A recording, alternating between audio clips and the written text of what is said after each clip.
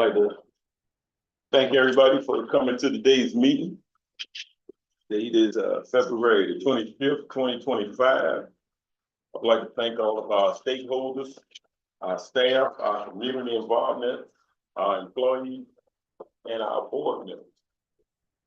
At this time, I'd like to do a call to order and call the meeting. Thank you, Mr. Chairman. Good afternoon. Good evening, Board of Directors. Director Snowden. Present. Director Odell. Not present. Director Noah. Present.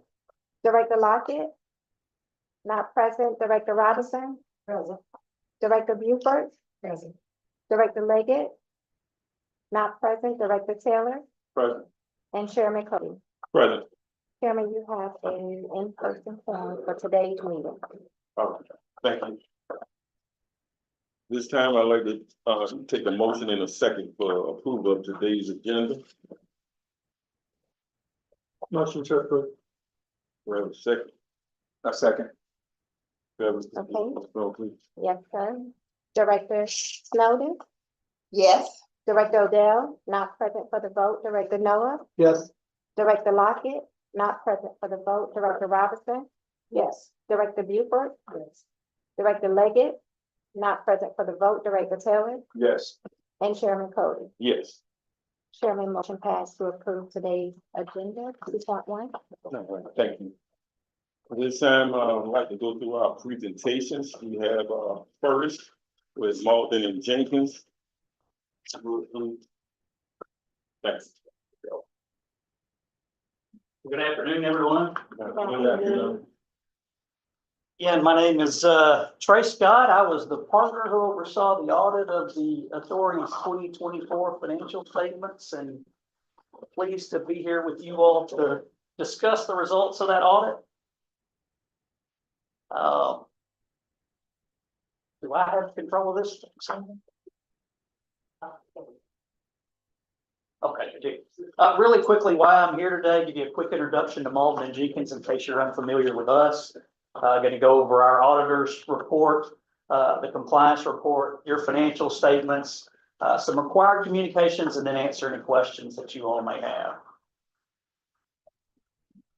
Really quickly about Malden and Jenkins, we were founded over 100 years ago. We serve over 725 governmental entities throughout the Southeast. We do this across 14 offices in 6 states. And the office that serves you all is our Savannah, Georgia office. But I think enough about us. I think what's more important to you all is our audit opinion. If we can go to the next slide. I think, as you all know, the financial statements themselves are the responsibility of the authority's management. It's our responsibility as your auditor to express opinions on that financial information based on our audit. And we do that by following generally accepted auditing standards and government auditing standards. And I'm pleased to report to you all today that we were able to issue the authority a clean, or what we call an unmodified opinion. And basically what that means is that your financial statements present fairly the financial position and the results of the authority's operations as of June 30, 2024. And that's what you're looking for, is a clean opinion. It's the highest level of assurance that we can provide to you as your auditor. Also included in your financial statements are a couple of compliance reports. The first is what we call our Yellow Book report. If we had any findings, any issues to report to you, that's where those would be reported. And we had no findings. I think that's certainly a great thing as well. The finance department works really hard to make sure that there aren't any findings or issues with the reporting of the financial information. And that's certainly something I think they should be commended for, and I think you all should be very proud of as well. Also included is our single audit report. Anytime you spend more than $750,000 for federal grant monies, you're required to have a single audit of your major grant programs. That's typically your federal transit cluster grant. We did that single audit. We were able to issue you all a clean opinion on compliance with that grant program. So no findings as it related to it as well. So certainly another positive thing to be able to report to you today. Moving on to kind of an overview of your financial statements. If you only look at one part or one section in that report, I highly recommend management's discussion and analysis. It's written by management, not by us as your auditor. It's got some very good comparative information in there, something that management works very hard on to include in those financial statements. I know they're pretty proud of that part of the document. So again, I'd say if you only looked at one part, definitely look at the MD&A. Very informative section. But your financial statements consist of your basic financial statements, your balance sheet, your income statement, cash flows, as well as your notes to your financial statement. So if we move on to the next slide, just kind of taking a look at the numbers themselves. In the governmental world, we call your balance sheet the statement of net position. And you can see that's a pretty strong looking balance sheet, about 82 million in assets, offset by about 3.3 million in liabilities, and left you with about 79 million in net position. And that's not the cash you have available to spend, just the difference between your assets and your liabilities. One of the more common questions I get is how healthy are we? And an audit's not designed to tell you how healthy you are, but there's certain places you can look to kind of gauge that health. And one of the places I like to look is your current ratio. So how many times could you pay your current liability? So the invoices that were due at June 30 that were unpaid, your payroll that's going to be coming due here pretty soon, how many times could you pay those things with the current asset you had? You could have done it almost a little more than 15 times, and that's a very strong liquid position to be in. And so certainly something that looks very good. Looking at the balance sheet kind of graphically, you can see assets have steadily climbed over the course of the last 3 years. We did dip down a little bit in 22. Liabilities have remained pretty low, so your net position has been pretty strong as well. So no real concerns that I see when I take a look at your balance sheet. We can go to the next slide. Talking about health a little while ago, I like to see if we're reinvesting back into the system itself. And that's really what kind of this graph shows. You know, I really want to see a pretty good difference in that blue bar and that orange bar. The higher that orange bar gets, or the closer it gets to the height of that blue bar, means that your assets are aging or getting very old or becoming fully depreciated. So we want to see some difference there, good mix of old and new. And so there's no real concerns as it relates to the authority doing some good reinvestment in itself. We can move on to the next slide.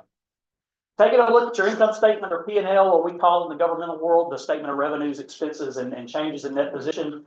You can see we had an operating loss of about 17.3 million, not uncommon for a transit system. It's those non-operating revenues that we tend to have to rely on a pretty good bit to cover that operating loss, but ultimately had a really nice healthy increase to net position this year of about 7.2 million. That's what we're saying in that bottom bullet. We can move on to the next slide.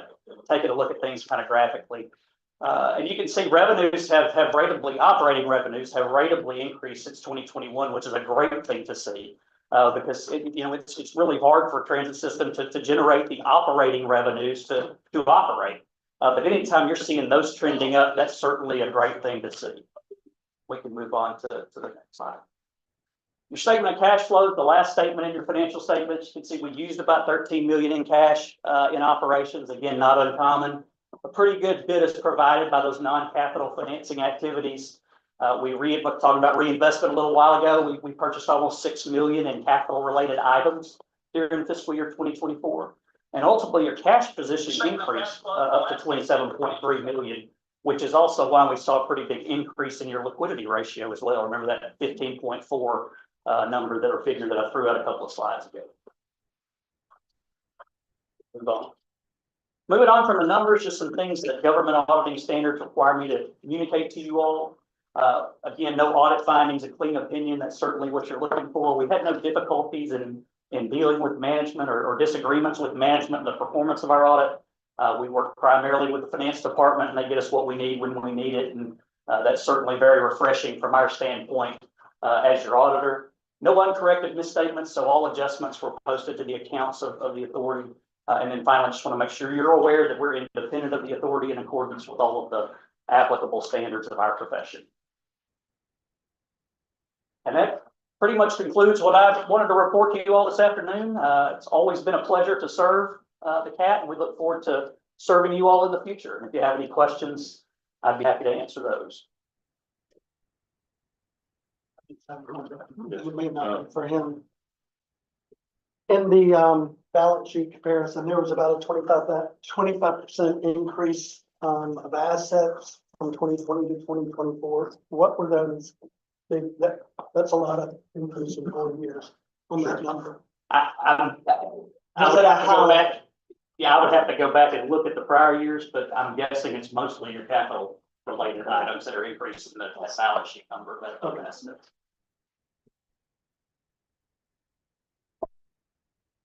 One question. All right, I thank you, Mr. Scott. Thank you all. Appreciate that. Next, our presenter, we will have, Marvin Woodward, and that'll be concerning our bus stop inventory with Atlas.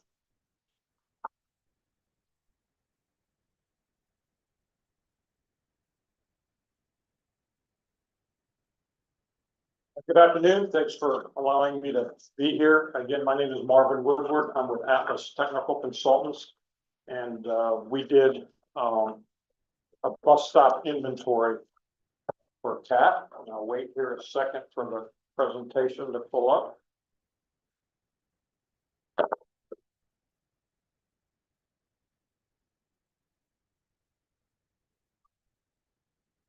You've all got the presentation, right? So I'm just gonna keep going.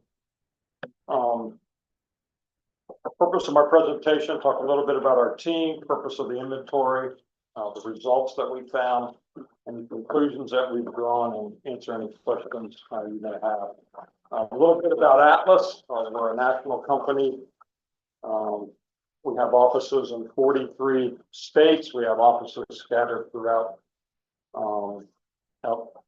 Georgia, over 3,600 employees.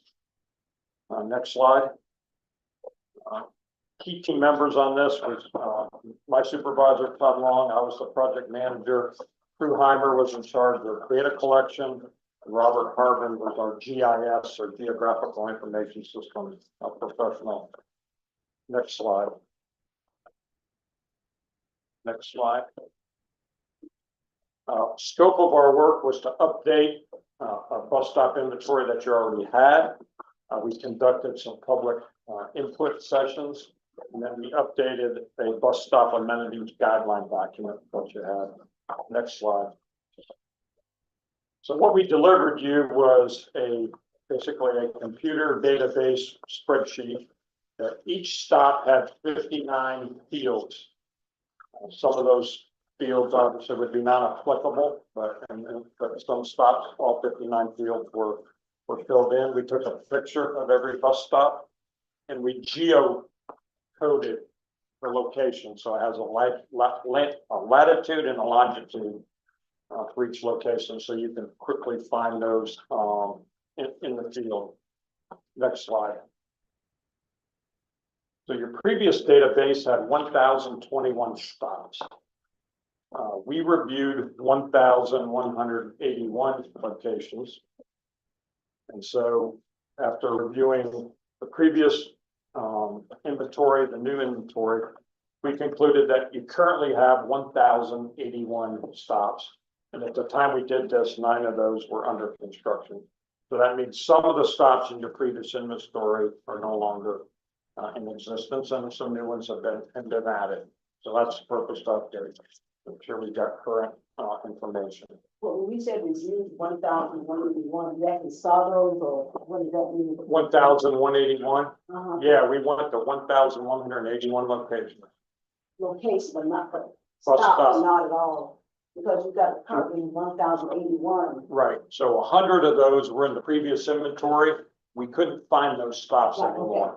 So they're out of service. Right. They're taken away. Number just Okay. wasn't, yeah, I got it. That makes sense? Yeah. Yeah.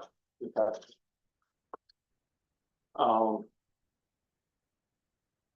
This is just a little bit of information about the stops. So you have, there's 132 what we call standard green bus stop shelters.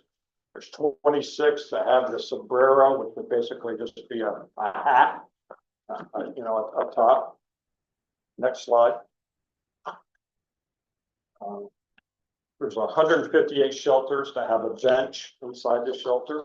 There's 54 stops that have a metal bench, but no shelter, so just outside. And then there's 30 more that have a bench that are not metal, but it's made of wood. So next slide. This may be the most important. So we look strongly at ADA compliance and how the bus stops stack up. So There's 120 stops with a hard service with no upgrades needed, so they were adequate. There's 163 stops with some hard surface, but additional hard surface is needed. There's 61 stops where the hard surface is in disrepair and needs replacement. And there are 301 stops which would be needed to get to the stop. Next slide. So don't expect to read all this. The bottom line is we had two public meetings, one on January 18th and one on March 19th of last year, 2024. And then we also allowed folks to provide input through an online survey. Next slide. So we didn't get a lot of comments about the bus stops themselves. A lot of it was just about the bus service in general. All that I highlighted would be, folks had some concern about on-time performance and then wait time between buses. That really wasn't the scope of our study, but it's information we collected that would be valuable to you.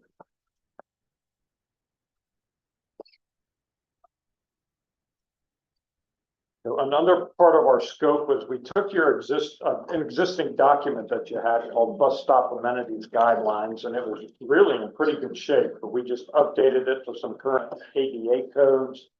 And, we rewrote some portions of it, but not all of it. So, but it's current now. So if you hire somebody to upgrade your bus stops, they can take these guidelines, and that can be a baseline for them to design and follow the process to meet your expectations. So next slide. So kind of in summary, we have provided you a database with 59 different fields for each location. We have a picture of every bus stop. They've been geocoded. The amenities guideline document's been updated. And now you have information that will help you determine, how to upgrade and what bus stops need the most. So that database will help you decide, where to tackle first. So that concludes my presentation. Any questions? I would have to ask, who will be responsible for the sidewalk upgrades? Good question. Like you said, the sidewalk was in, I would say that would be in cooperation with the city. One thing that we are doing right now is we share this database with the Metropolitan Planning Organization, the MPO, and as they are going through updating and making recommendations for priority, they're using the information in this database to identify priorities for pedestrian improvement. Appreciate it. Good question. But just to follow up on her question, the question I thought was, who would be responsible for those updates or for the improvements? And your document is tracking it, but whose responsibility is it? And I didn't mean to interrupt as well. I think it'll be the city. It would be corporation with the city of Savannah, and any stops within Chatham County, we would be working with their public works. To ask them, share our plans, and hopefully they will incorporate it within their sidewalk program. Well, I know we have two members here on the county commission, so I just want to know whether we would need to go back and try to get some of those. Would be good advocates to let the county know that That's this is the key. coming. Okay, thank you. I didn't mean to interrupt, Ms. Robinson. That's for the sidewalk parts, but the platform part is ours. The platform, the coverage Sidewalks with curb cuts for ADA accessibility. is city and county. And is city and county. Okay. Yes, we would need that support. But The platform itself, it's us. that's us pretty much. Well, It's- so a point of clarification. So for example, the county's doing a improvement on Broad Avenue right now. And so what they are doing is as they're adding the sidewalk as part of that improvement, they're going to put the pad in. So that's gonna have the curb and where the shelter is going. We are, will be responsible then for the shelter itself. But they don't normally do the pad. Because, Well, if it's coordinated correctly, if the requests have been made, whether it's through the NPO or through the city county's public works department, it's really a joint effort. It should be. Because city and county, as Mary said, actually do the curb cuts and all of that. But if we don't inform them of our needs, then guess what? We have to go in and tear up and fix and all of that. We're trying to get in front of it and plan together where it can be done once. If the city is working in a particular area, we have a bus stop upgrade. We would try to coordinate that process and get it done at the same time. okay, that's different than what I was told the last time I asked, because of these 436 stops that are just dirt or grass, there are several that I have made mention to that are in front of apartment complexes or neighborhoods where you see women with children struggling with these strollers, and there's ant hills, there's all kinds of stuff. So I requested that those be looked at first. That's priority, yes. And the ones that are in the city, because 6 of them are actually in the city. Staff told me that the city would not do anything to work with us. And that was the holdup with getting these bus stops looked at. Okay, let me articulate, get a little deeper into it, and that's why it's so important. When the city, the county, when they're going through their budget processes and, looking at, capital projects, that we communicate quite well, because if it's not within their priority list, no, they're not going to do it. Remember, we'll be talking about city right away, we'll be talking about county right away, and really before we can do anything, we have to have their approval. Our priority may not be their priority, and they may not pay or help, which means it falls on Pat. But if we do a better job with communicating and submitting information, whether it's city, county, wherever we have spots, I think the process will come together and they will be willing to support CAT as it improves public transportation, because they're on board with it. They want to help us improve public transportation, to make transportation accessible to all. It's just about communicating, coordinating. No, they won't want to hear from us if they're in the middle of their fiscal year. It's too late because they've already made those decisions. Sometimes they may say yes and do something with general funds, but it may not be a priority. Yeah, Dr. Robertson. So, well, I was gonna really say mine when we got to the actual agenda item, but that's on the agenda item, but I was gonna say that. Yes, I would like to say this, Ms. Cutter, I agree with you. We who own these boards, like the city council or the county commissioner, we should advocate for that, and it will make it a lot easier for cats. And that's why we own these boards, to advocate for cats.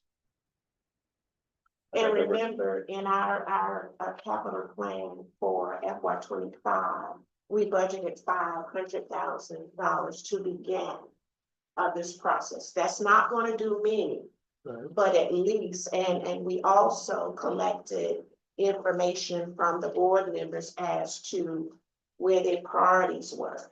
Director Odell talked a lot about the ones on Abercorn where the moms and the children sit or stand. Dr. Robinson talked about the Pennsylvania Avenue area. So we have those locations, and those will be the first locations that we will give priority to, in addition to the municipalities that we have service agreements with, Fort Wentworth. They'll pay for whatever we put along the Fort Whitworth routes. But that's pretty much how it works. And we need your voices, whether it's city, county. So let them know what Pat's capital plans are as it relates to public transportation. So during the budget process, when it comes up, they're familiar and hopefully supportive. I just want to clarify, I'm mistakenly left, Commissioner Buford out when I said two county commissioners, we have to apologize. Thank you. Any more questions or comments? Thank you, sir. Next, we have ATU local 1324 days, Diane Swin. Right. Hello. Can you hear me? Yes. I'm sorry, I'm under the weather today, so I could not attend. Good afternoon to everyone, the chairman, the board members, the public at large. The ATU's presentation today, we'll start with, we are now doing revisions for PTAS. I did want to clear up a question that a board member had. I think it was Dr. Robinson. At the last board meeting, you want to know, do we have an in-house committee for PTAS and safety? Yes, we do. It is not at the discretion of FTA and the safety manager. FTA has guidelines, and a safety committee is required in-house through management, equal number of union employees and equal number of management sit on this committee.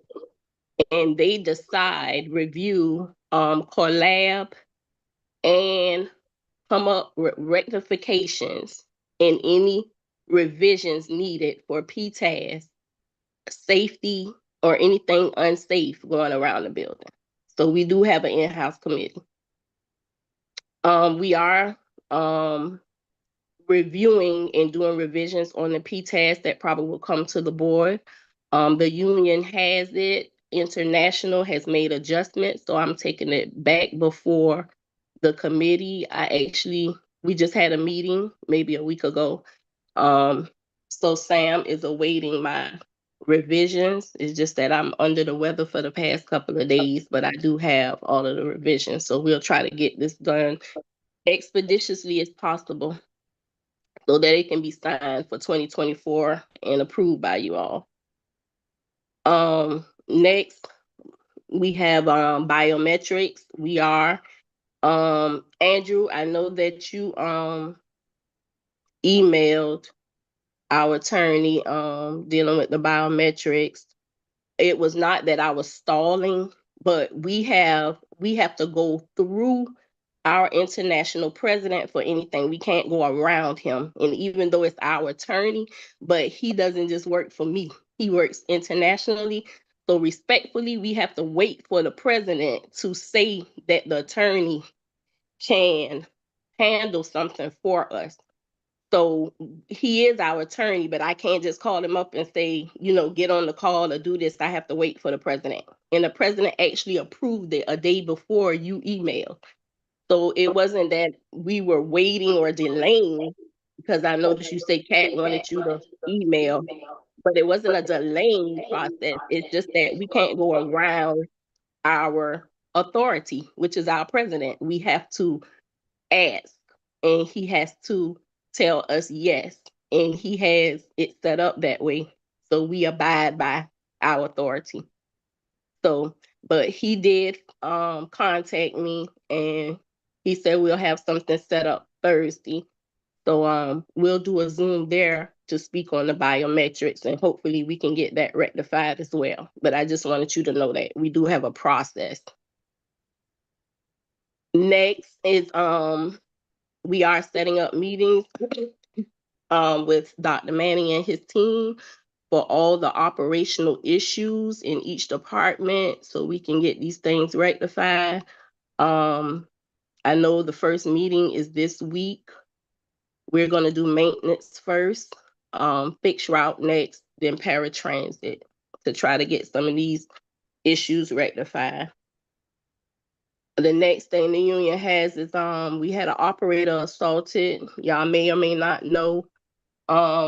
This is why the union has been asking that we pay very close attention to getting the correct barriers on the buses. These are the old barriers from COVID that are sitting on the bus where somebody can reach around them. They can stick their neck around them, their hands, weapons, anything to hurt the operator. And this is now the importance. Good thing it was not so serious. I happened to be on the phone with the operator doing the bid at the time she was assaulted. But the response time for the safety manager, the supervisors, they were on it and out there ready to assist. Security was out there already, which was a good thing at the mall where she was assaulted at, and they did get the police officer out there. But this is the importance of the barriers, the new barriers that, you know, everyone is putting on the buses that are bulletproof, they are protected, and we need to really look into this issue before something fatal happens and we're reactive instead of proactive when we're dealing with operator lives. Andrew Falico, he's our health and safety director. He is more than willing, he said, to come down here and work with maintenance, Dave and Dr. Manning on these barriers and give you more information on it, being that we have Gillick buses. Also, we are starting to restructure the CBA. March, the union will be going through the CBA. By April, we're going to try to start collabing for dates for negotiation with the company, excuse me. And our board for this month, next month changes for Fixed Route March 3rd. We are staying on the same board. So the board for Fixed Route is the same bid process, I'm sorry, but it will change on the 3rd. And Paratransit, we are bidding right now this week, so they will change on March 10th. So they will have new bids for the next 4 months. This is all the union has for today. Do y'all have any questions?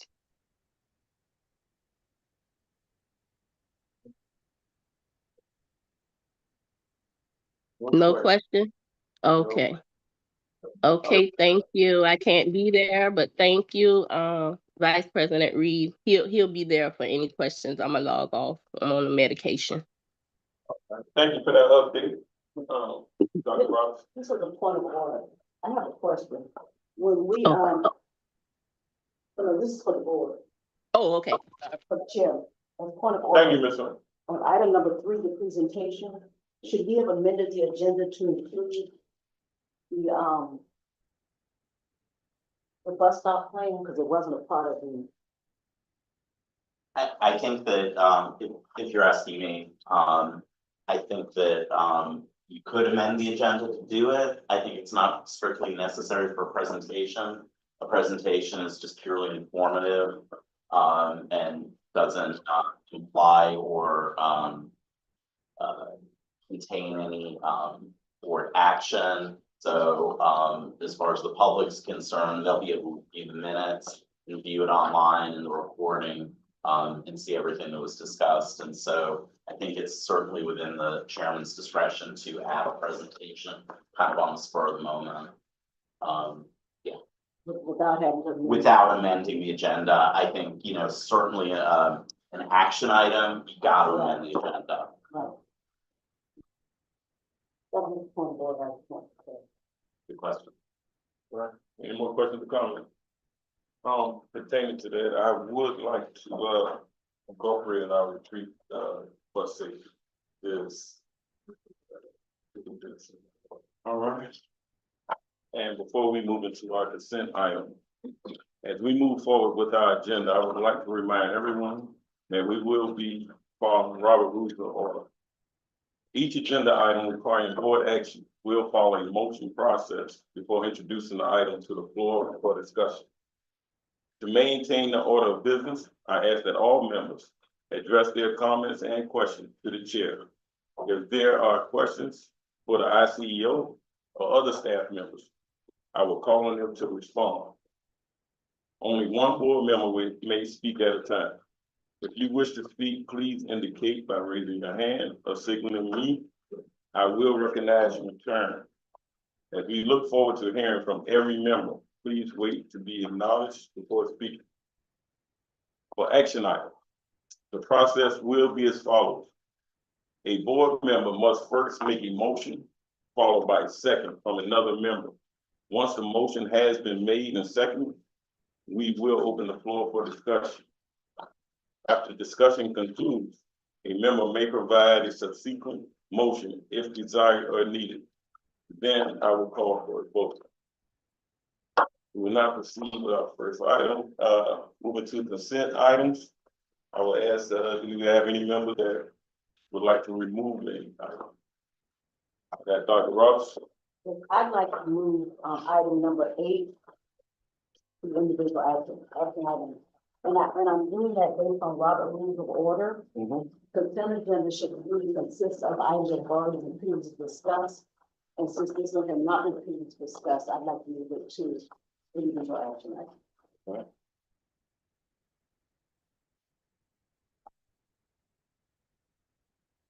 I got, Director Noah.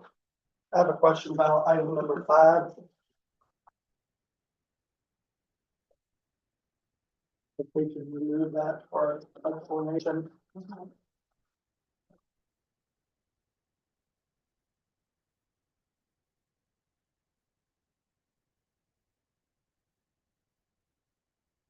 I have a request for 3.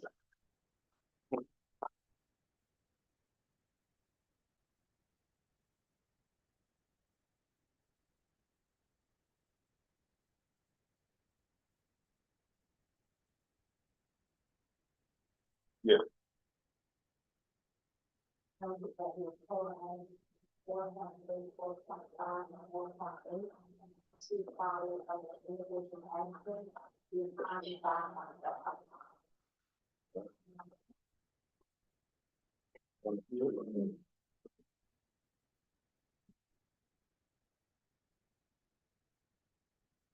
Any more items? All right, moving to individual action items. We'd like to get get a motion in a second. Sorry. Thank you. I second. Clerk, can you do a roll call?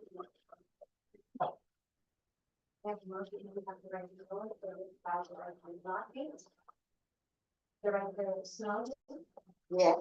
Director Leo, Yes. Director Noah, Yes. Director Lockett, Yes. Director Robinson, Yes. Director Leeper, Yes. Director Leggett, not present for the vote, Director Taylor, Yes. and Chairman Bowles. Yes. Chairman motion passed to approve consent items 4.1, 2, 4, 6, 7, and 9. Thank you. Next, we'll be moving on to our individual action items.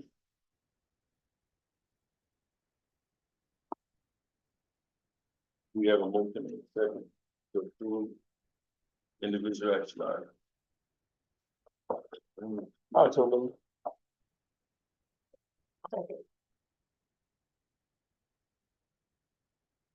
Question, comment? The vote is open for item 5.1.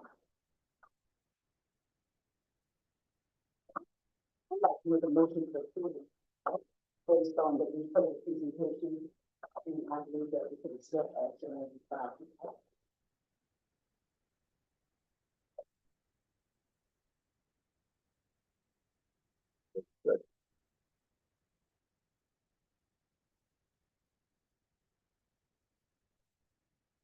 Second by, Hardy Buford.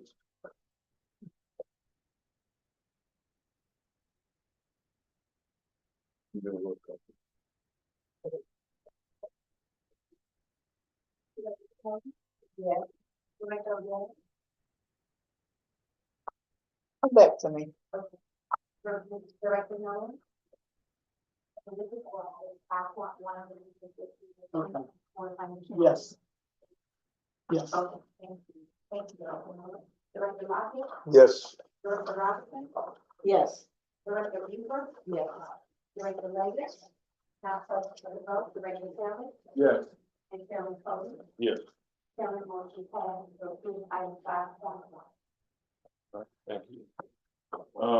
Looking at item 5.2.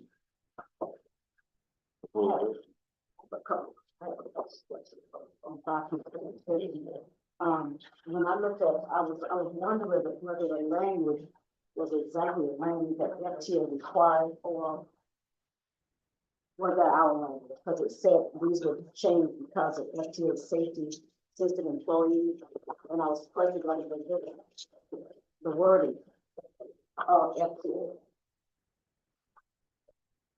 I would recommend the changes. Yes, I, The Robinson. yeah, the wording, FTA wording, based on the policy, FTA requirement. The policy is driven by the requirements of FTA. Right. Once the board approves the recommendation for amendment, then it goes to the FTA. They are informed of any changes that the board makes.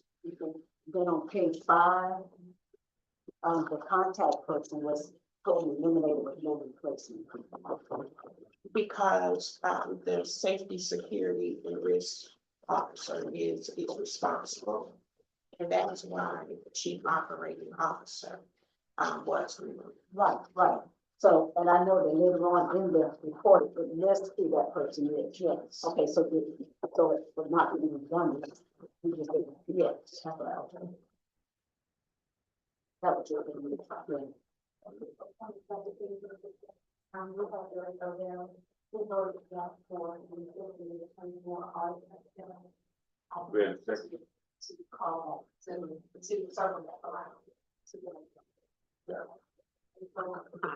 We're on 5.2, we have a motion.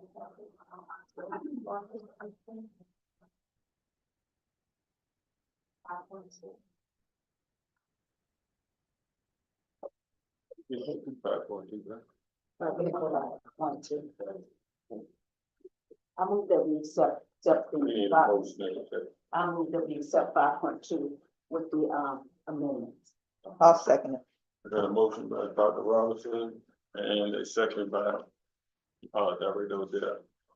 Question on the Yes, motion. sir. How often is this updated?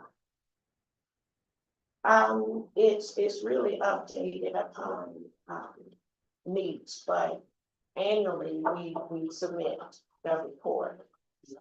For example, something that the union leadership mentioned about the security of our operators. If we make any changes prior to fiscal year end, there will be communications with the FTA regarding that.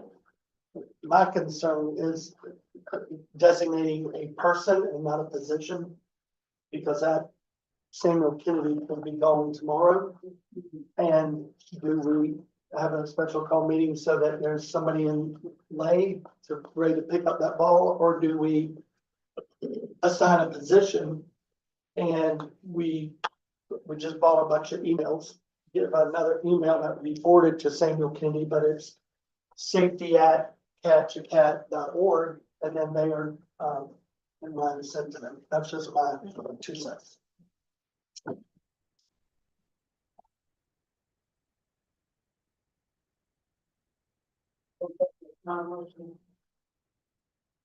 We had a motion by you and a second by Odell.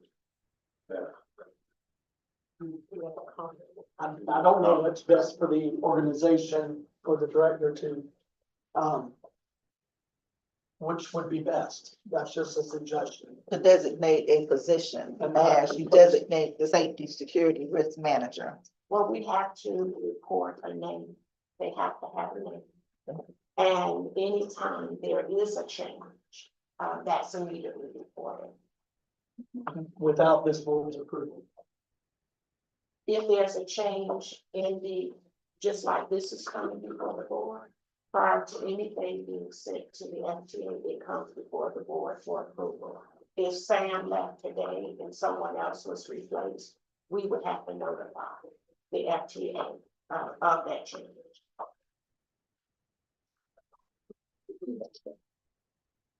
So no, you don't have to amend the motion.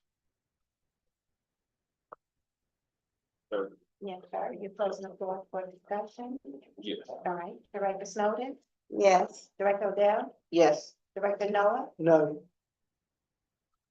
thank you, Director Lockett, Yes. Director Robinson, Yes. Director Buford, Director Leggett, not present for the vote, Director Taylor, Yes. and Chairman Cody. Yes. Chairman, motion passed to approve item 5.2. Next, we have 5.3. We'll need a motion and second.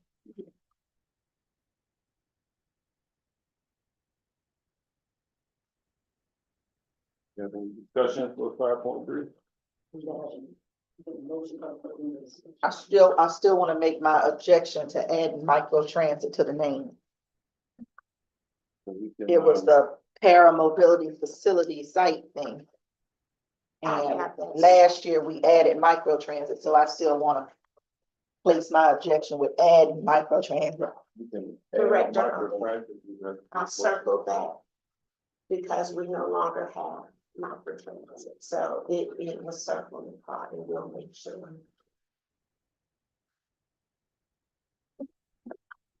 All right, do we have a motion containing that? I move that we accept, proposed action 5.3. With that change. There's no change. It was removed. It wasn't a part of it, according to what I heard. Microtransit. We was know not a part. yeah, we know But about it's an- It's It's on- an, it's it's in the an right. error, and here it is. This is an. Yes. That's correct. It's an error in the, Which is what we're voting. Yeah, so we need to.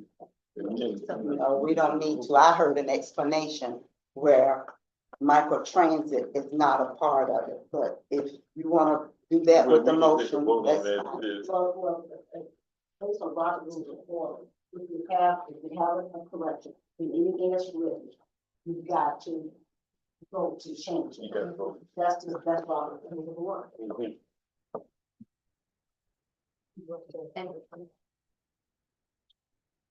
We can Okay, take a but- vote on it. Technically, As it is. the site selection is correct.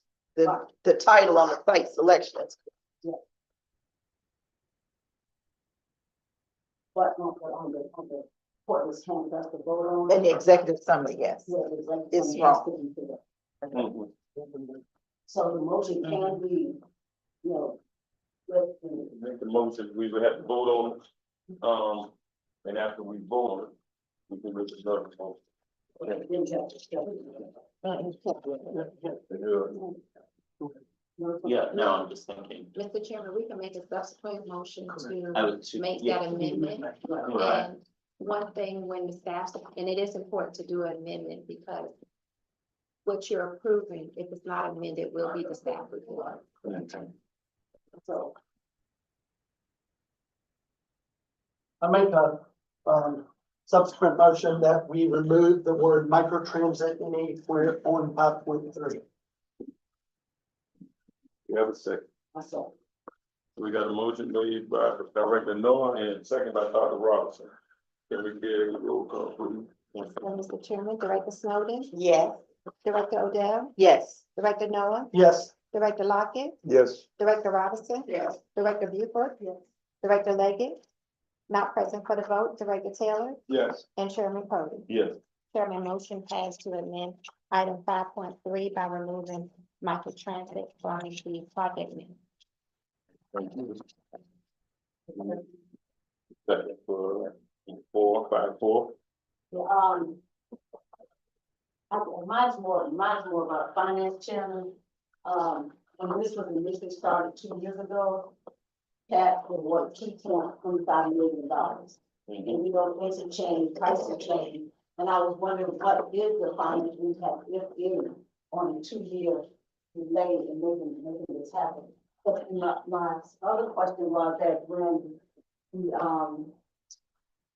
the plan was done, the payment to the consultant is subtracted from the 2.25 million, is that correct? No, we have not even received those funds yet. Right. This preliminary site work has been funded by Cass General Fund. It's in the process of being executed, but we don't have those grant dollars. So anything that we've done as far as paying the consultant came out of cash general fund? Yes, now, once the grant is executed, we can always go back and see reimbursement.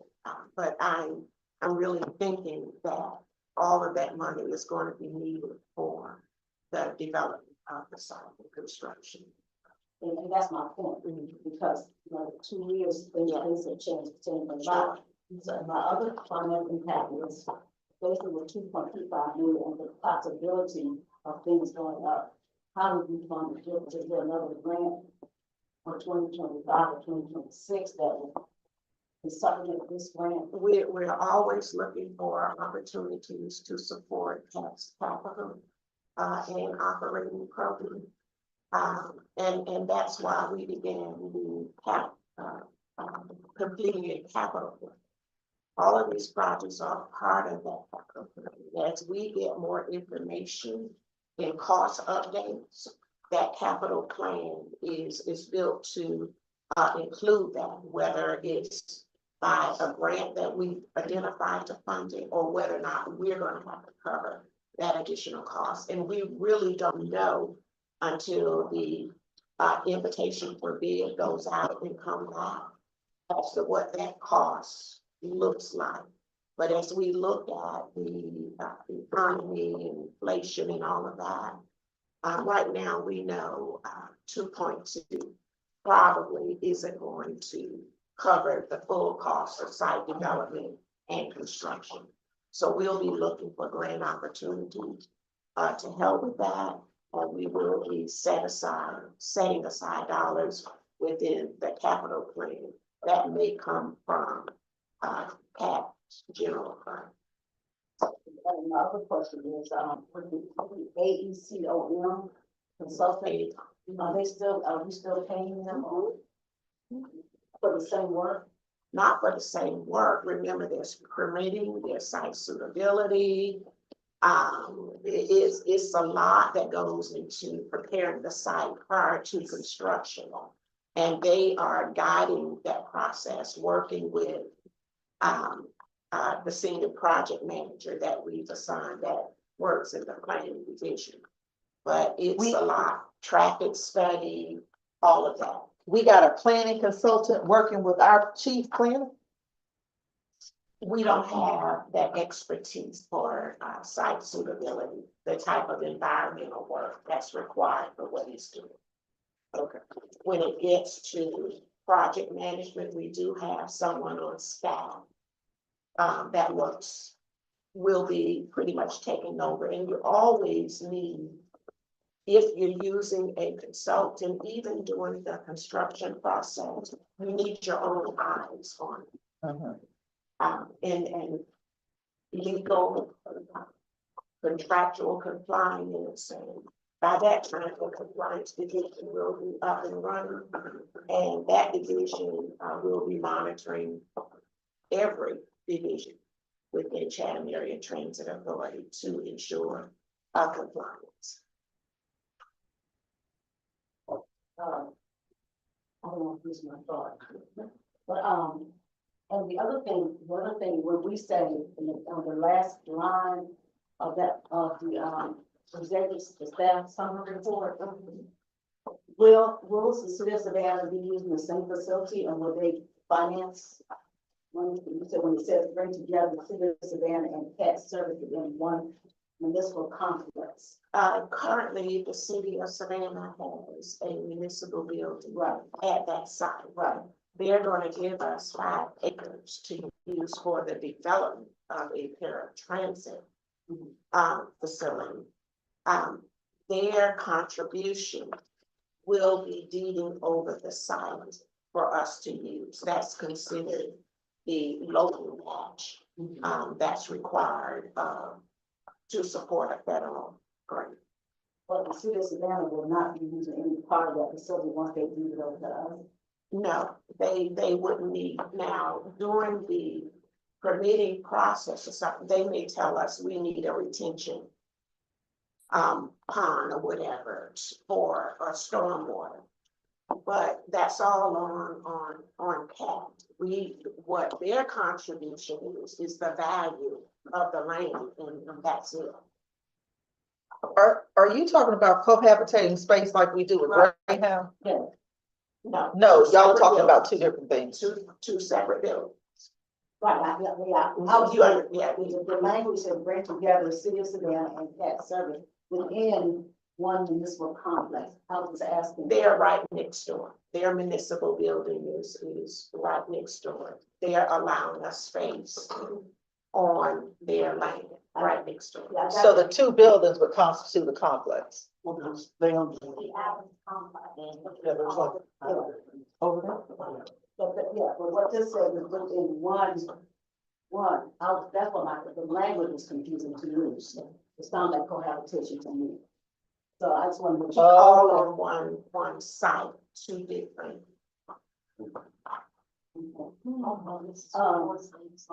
Now again, this, what we're looking at is the recommendation from the consultant.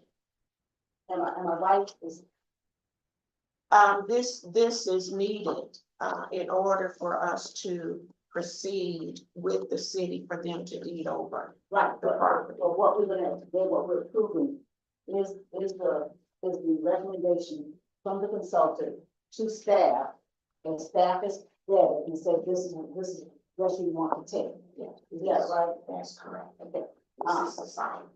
And I got my last two questions is on page 28 and 29. The environmental justice piece and that last sentence. Now, I know we had some community meetings, and I know we did surveys. So is that done, or are we gonna go back and do some additional outreach? Are we start to build a facility? As that's the question I want to. As the project progresses, you always want to know about and let the community know the status of the project, what's going on. So we will be going back to the adjacent neighborhoods, giving project status of it. Well, as a board. Yes. And we collected, we collected. My last one is, the cultural historic resource on page 29. Has that been determined? Community. There's 3 historical industrial properties that borders this location would require a survey and evaluation and may require evaluation as a potential historic district. On the other side of the historical Carbon Village district. Right. And on the other side of historical Carbon Village, you got the historical Springfield Area School. So they are bordered by historical pieces of property that have been considered already. And they got the consent from Carbon Village already to go ahead and utilize that. And that's why it's going to be so very important that we keep these adjacent historic neighborhoods informed as to the progress of the project. I'm sorry. I'm saying you did. They did a bunch of data collection in the back. Yeah, I saw that. I read all that.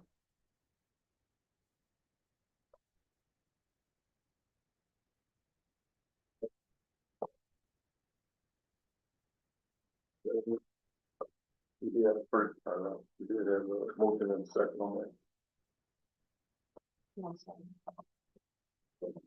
We did a motion and a second on 5-4. I believe Ms. Snowden made a motion. I did not, but that was the acceptance. First one was to accept. Right, and then we had the amendment that we voted on, and now we go That was back for to the. 5.3. That's what we're on. That's what we're on. We're on 5.3. You made a motion, and it was saying, and then the amendment came, and that was voted on. And we go back to the original motion, which was made by Ms. Jones. You made a consequence, you made a Yeah, you second. did a second. You made a second. That was voted on. Yeah, That was voted on. Yeah, yours And on. you go back to the original.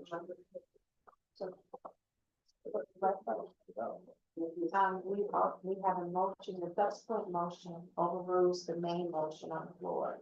And that was made by Director Noah and seconded by Director Robinson. We also completed a vote for 5.4. Yes. So moving to this 5.4, we will need a motion, a second, then open the floor to discussion. But we're talking about 5.3 right now, aren't we? No, we 5.4. We on 5.4. Okay, I'm on 5.3. I'm sorry. Well, I mean. We're not talking about the site selection? Yes, we're talking about page 29 on, she was. And we were just talking about page 29 about the culture and historic resources. Yeah, so we're still on 5.3. Yes, ma'am. On the original motion, you can't have an amendment without a motion that passed. Yeah, we already. We had that motion and it was passed, and then we had the amended motion, and now we go back to vote on the original motion. Then have an amendment without an amendment. And that was passed. I mean, that was made in the second. What is the amendment? He's right. What is the amendment? We had. The amendment was Microtrans. to remove microtransit from the And document. we voted on that. That was, now we go back to the original motion, which is So what in other you, words, y'all need to either approve or deny Yes. the agenda item. The agenda, somebody needs to make that motion for it to be approved or denied. You It's- can't it's- just- It's already, yeah. No, I don't need to understand the process because, yeah, what I thought is based on Robert Hughes' order. Well, we all understand that. So I'm hearing somebody needs to make a motion on 5.3. Because the subsequent motion, that's what I'm hearing. But no, You know, what he's saying, what we're gonna vote on or vote down is the first, yours first, you do that first. Then you come back and vote on the amendment. the amended motions are ready. There was no It's been second. amended. There was no second on the motion that I made. That motion died on the floor. There was no second on the motion that I made. And how do you have an amendment to a motion? So what we have from the original, from the main motion that was on the floor was motion by Director Snowden and seconded by Director Buford. That's correct. Then there was a subsequent motion that overruled the main motion on the floor, and that is Okay. what we approved. And now you go back and you vote on the original motion, that's amended. Am I correct? You're right. Yeah, This is correct. So in my view, the board has not yet voted on the main question and is in a position now to vote on that question.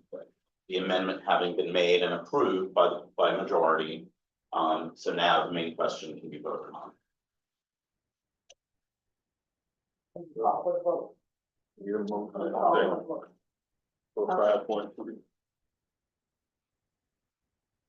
We just need we already have the motion in second, so we just need to do a roll call vote. Director Snowden, Yeah, Director Odell, yes. Director Noah, Yes. Director Lockett, Yes. Director Robinson, Yes. Director Buford, Yes. Director David. Not present for the vote, Director Taylor Yes. and Chairman Cody. Yes. Chairman, the main motion for 5.3 passed. Thank you. We have discussion for 5.4.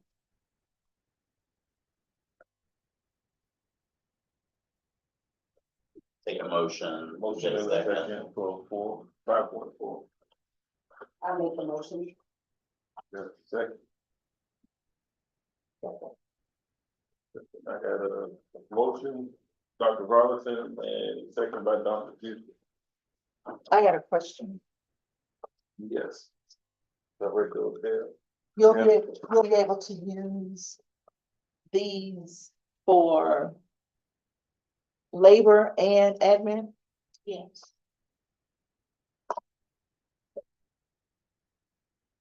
I'm done. So when we say labor and admin, are we talking about temporary services for bus drivers? No, not for bus drivers, but for lady cleaner, those kind of position possibilities. Mechanic, To help, maintain, the clean. So do we, so I think 22nd Century Technology Incorporated got the bid, that we voted on. We are requesting award to Yeah, two, prospective, proposals. A and 22nd Century. you're right. In 27th century. So for what period of time? It's an annual contract. And I believe it may have, It's until October. oftentimes the contracts have renewal clauses. If you don't notice within a certain time, it's auto renew until it times again. Yes. But you can always cancel for cause. So the existing contract is still in place and we're extending it, or we ask for new contract? These are. Okay, so have we? Cause I remember in the past, we The had, reason because for the contractual, agreement that we had, the vendor was not responsible. okay, And we need temp services, to maintain, cleanliness, buses, building, and also on the administrative side for positions that are sometimes difficult to fill. The work still continues. An example, clerk in the cashier room. If that position isn't filled, we have to pull resources because someone has to be down there every day. From Monday through Friday to handle the cash and balance out. That's just an example. Okay. so the overall cost for these two services, even in the financial impact statement, there's nothing that says, you know, whether it's gonna cost us more or it's gonna cost us less by using temporary services. Cause I don't see the contrast. I guess that's what it's right, so really. Nothing is brought forward until, the board actually approves it, and the cost is contingent on use. And it fluctuates based on the type of person you bring in. Right, And it fluctuates based on the percentage of, admin. but when you bring somebody in, wouldn't there be a schedule, if it's this job, you pay this much an hour? Wouldn't there be a schedule? Yeah. But you have to have a person chosen and a position chosen. So say she is going to, she needs 3 clerks and 2 cleaners and a cashier. Mhm. Each of those will have a job description and a pay rate schedule Based on from who? From the temporary service that we use? based on temporary service and what we agree to pay. That's correct. Now, what you can negotiate is the admin fee that is attached to the salary. And that's what the temporary agency receives. So you can negotiate that, but you not necessarily, but the salary is what the person is. So you may get a clerk at 17, a cleaner at 14, and a cashier at 16. But I guess my question is more about, would CAT decide how much we willing to pay for a cleaner? How much we willing to pay for a clerk? We would Are have, we leaving that up to? No, we would have to pay the contract rate. So CAT would give them a range and they would try to find somebody. And if they can't find anybody in the range, then they would come back to CAT and say, I can't find anybody in that range. I can get you somebody for this. And then CAT has the option to decline the person. CAT doesn't have to take everybody that they can send. That's correct. We interviewed just like we interviewed. It's an option. Well, I think, employee. I think what she's stating, or what I'm hearing, is do we have a pre-assigned rate for these positions? Right. They did submit that and it was That's what she considered in said. the rating process, but it's not Okay, attached. that's what I hear her asking. I don't know if you all, Ms. Dumas, was that information sent out to the board? The complete packet was provided, was sent out, but I don't Okay, think. so it did include that was a part of the rankings, the price, and they did submit a list of positions that they had that would accommodate and meet our requests. But I haven't seen that. It wasn't sent out, but we could get that out to the board. Yeah, I was looking for it, but I don't see it.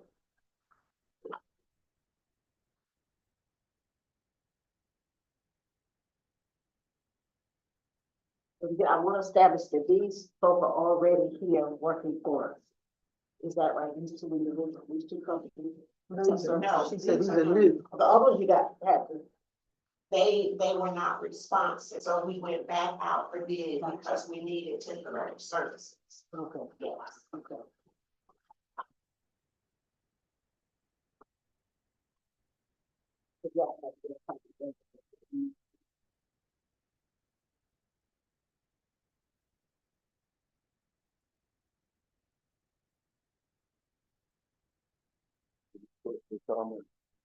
I just have one question. So you're stating that this temporary service that we currently employ, contract with, was non-responsive to a request for additional temporary personnel? They didn't have the temporary labor to send to us. Now, we do But they have, did respond. Sorry. They did respond? sometimes they did, sometimes they didn't. Now, That what, just concerns me a little bit. yeah, what we have now, we had to get 3 quotes from different agencies because the contractor that we had in place, they were out of Atlanta, they just couldn't provide the temporary labor that we needed. And But they sometimes stated that. They sent something back as a response to the art or whatever we said. they did send a quote this time, they did, Okay. yes, That we can do a little bit. yes. And I think for our newest board members, I think it'd be helpful to know that you can look at the position of our buses and the backlash that Ms. Cutter had to endure from the community because the buses weren't as clean as, and you got folks that said they can do a job, and then they don't do a job. And it reflects on us as an organization. And when the new buses coming? When the new buses coming? How many, Manny, do you know how many, electrics, is it 3 that we have? Right, and, it takes 18 months. Yeah. For, for them, the buses have, all, the regulars. The whole duration is about 18 months. But when did? You know this, Dr. Manning.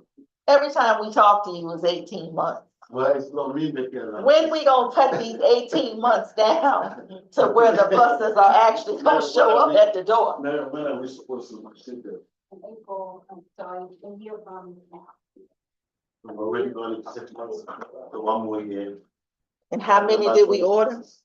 2 electrics.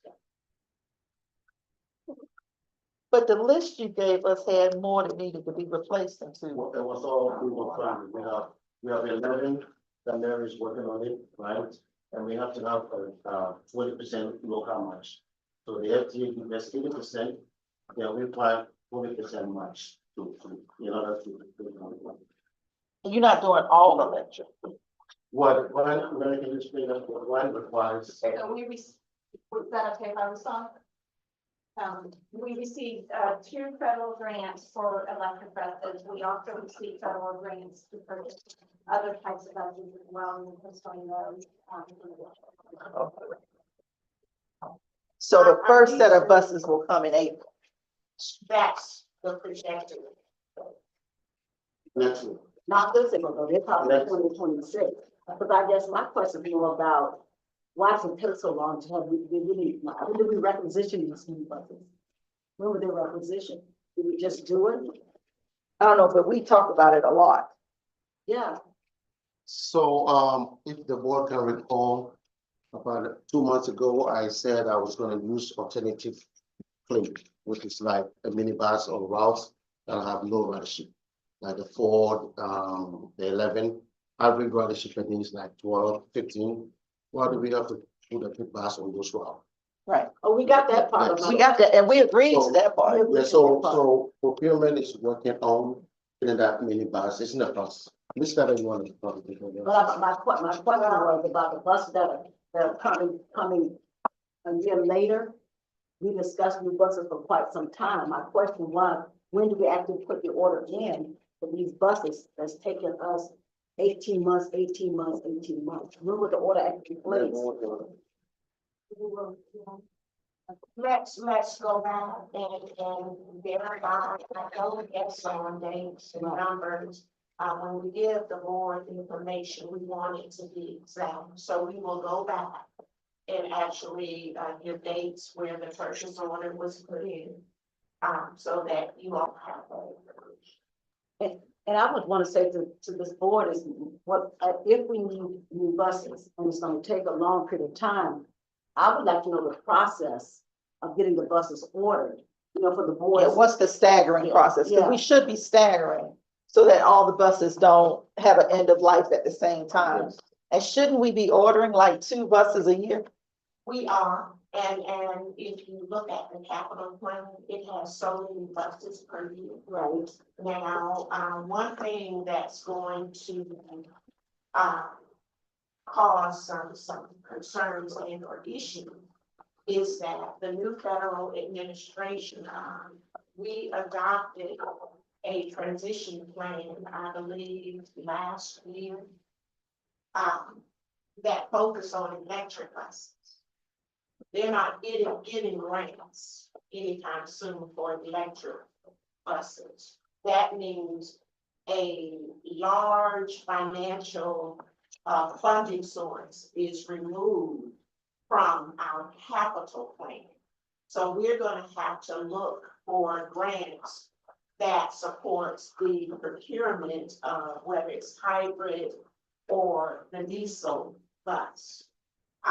What we are, and that's why if the board recalls, each year we have a set aside for to help with whether it was refurbishment of buses or new buses. Had kind of lingered and went back and forth, and that was a part of the debate, whether we're gonna get a new bus or whether we're gonna refurb. So that's a part of the delay, but the money was sitting there in the capital plan for that. Now with the 5-year capital plan now, the grants that were written were for electric buses. They've cut that out. So we're gonna really have to look at other, or whether it's diesel or hybrids, because the federal government has said in my update that you all will be getting, it tells about what the federal government's position is, and they completely eliminated that type of budget for electric buses. And it kind of supersedes what the plan is for the city, like the city has a plan of low emission, and that kind of stuff, and what the federal government says seems to be superseding that. Yes, it does, because they approve the money. Mhm. I have a question. When you talk about 2 buses per year, you talk about fixed route only? No. You talk about paratransit You know, and fixed route or just? that's right, paratransit vehicles only has a 4-year useful life. We are looking at, funding for paratransit vehicles to be replaced in 26.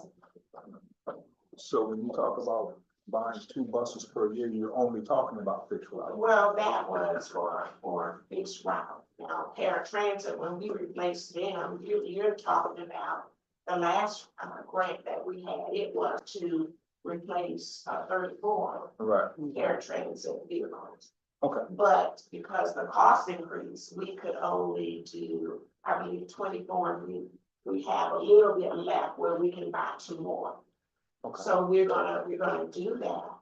And we're gonna have to, seek some grant funding or fund some out of, general fund dollars. And that's for the paratransit Yes, side? sir. Okay. We look at the entire fleet, not just the needs of the.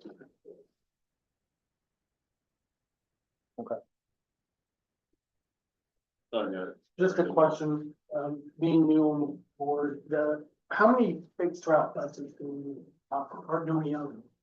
How many is it? 46. And how many, 46. 46 46. fixed route. and how many are in operation? Well, we use 33, spread ratio of 20%. Thank you, that's what I was looking for. And then the paratransit. For our transit, we have maybe 6. We have 56 vans. 56? No, 36. 36, and how many are in operation? Spread ratio of that 20%. So we have So about 28, 29. 29, yeah. So we try to keep that 20% at all times. Yeah, so I built a template where when you do number of trips, it tells you the number of classes. So that's what the schedules I usually every day. So maybe this year, we might need to order 4 instead of 2. That's where I was going with my conversation. If we're doing 2 a year, we'll never catch up. No, No, we don't just do, 2 a year, we do, No, I'm sorry. we do. It's, of course, it's based on available financial resources, and typically we write grants for rolling stock. And then we cover the local match with SPOS funds. Our SPOS funds are pretty much depleted now because of the cost of the fair. So, but that doesn't negate the fact that we're gonna have to have some paratransit vehicles. We're gonna have to have some fixed route vehicles. And you're talking about on the fixed route side, a vehicle that costs $1.4 million. Now, And that really now on some of those fixed routes, we're gonna drop them down to the mini the bus. smaller size. And Dr. Manny is working on that now with the 2.5 that we had set aside in previous budgets. He's working on that now, trying to get some smaller buses in that are readily accessible. Don't have to wait on real time. And they're easier to find than the extra larger buses. Dr. Manny has indicated that he has found some already available, and it's going through the procurement process.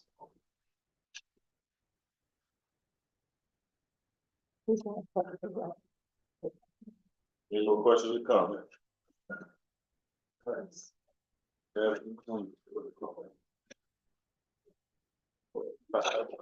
Okay. Director Snowden, Yes. Director Odell, Yes. Director Noah, Yes. Director Lockett, Yes. Director Robinson, Yes. Director Buford, Yes. Director Leggett, not present for the vote, Director Taylor, Yes. and Chairman Cody. Yes. Chairman motion passed. Next, we have item 5.5. We have a motion and a second. I move, so move. We have a second. I'll second. Right, we have a motion by Dr. Robinson and a second by Director Locke. So I got a question. I saw the presentation. And the 50 that have been identified, are they, I didn't see them in there. That was sent to the board previously when we solicited feedback. But we can definitely send that back out to you. Okay, because we've got, I don't know if these are the ones that you want to fix, or these are examples Charles, do you have this group of the identified? We have the, Is this- these are some, those are the ones we're going to do. These are the ones, okay.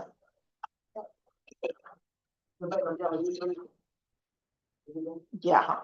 Because I have a concern, but I think you addressed it. You said that what the board had asked for was being considered. So I'm thinking that when I look at this was the plan that was recommended by the consultant. And what I don't see in here is like number, like Route 10 is recommended, it's not one of the top priorities.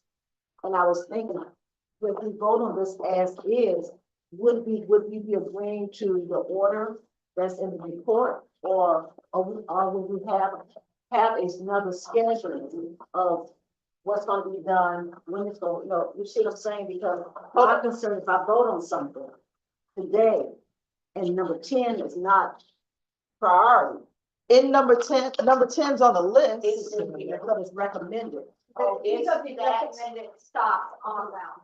Yes, I'm sorry. I'm sorry, these are the recommended stops were approved on route. But every one of these that are on this list is gonna get attention. Yes, but. But the question is, what order will they get attention? That's my question. Okay, The priority stops that has been identified by the board. All of those stops should be a part of this plan. You have the abattoirs, you have the capital, and that's the reason I asked the board for their priority areas. That was a commitment made, that's not gonna be changed. Those stops are a part of this inventory. And those are, the first stops that we will begin to work on, in addition to what we're obligated to do per contract with Border Patrol. But I guess when I hear that, Chairman, help me now, because in board members, are we giving Fort Wentworth priority over the existing stops?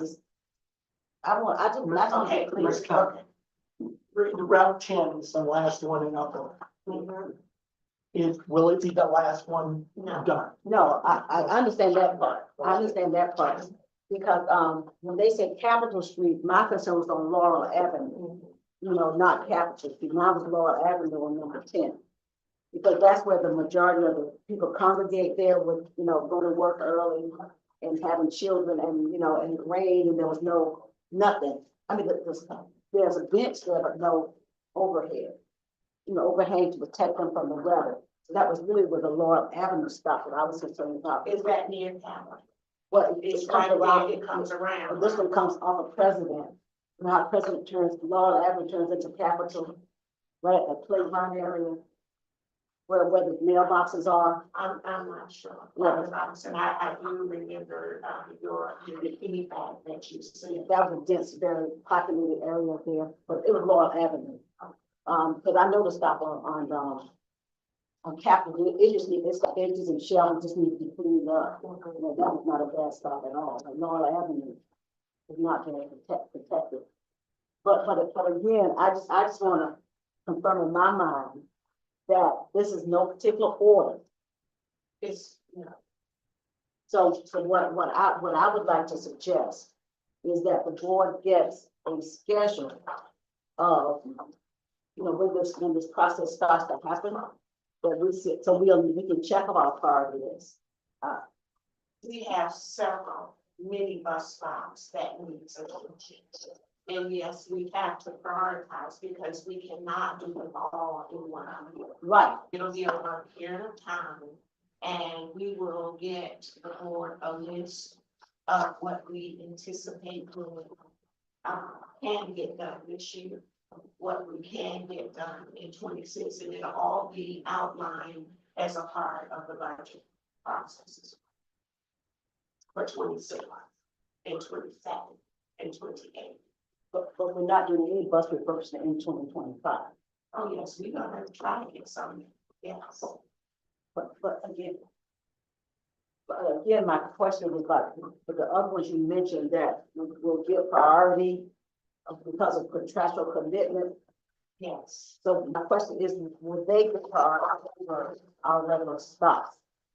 I'm not saying over our regular stops, may come simultaneously. That's a contractual agreement that we have to honor. We can have multiple contractors, working. They both are part.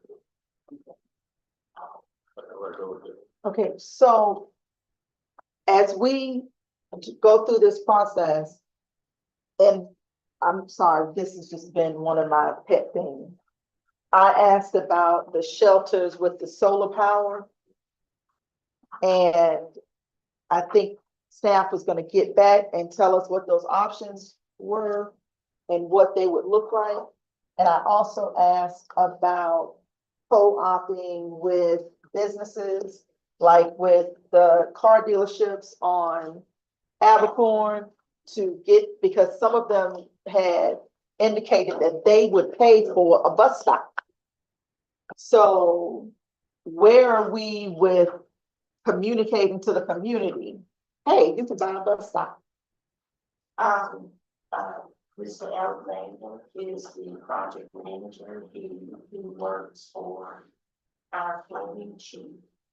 And that's why he's sitting in here today, because this is on the agenda. And he needs to hear exactly what the board is saying, so that his work can be guided by what the board's expectations are. As this project moves along, we will be, of course, bringing back updates. I've been typically trying to put this type of information in the update that I send to the board, because some projects just move so slowly. But this is one we should be able to get the contractors in place. The money is there. 500,000 is there.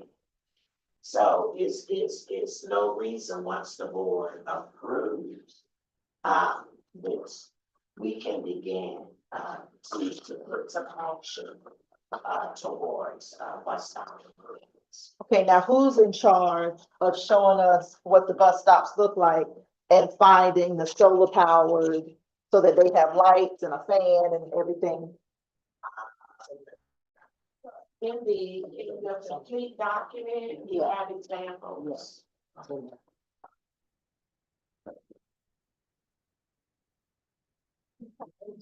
But these didn't have the fan and stuff that we talked about. So once this item is approved, our next step is to come forward with an RFP. So we will then go out to vendors and they will have, now you saw the bus stop amenities guide. That's what we will give to those vendors to say, this is our aspiration. These are our standards that we have.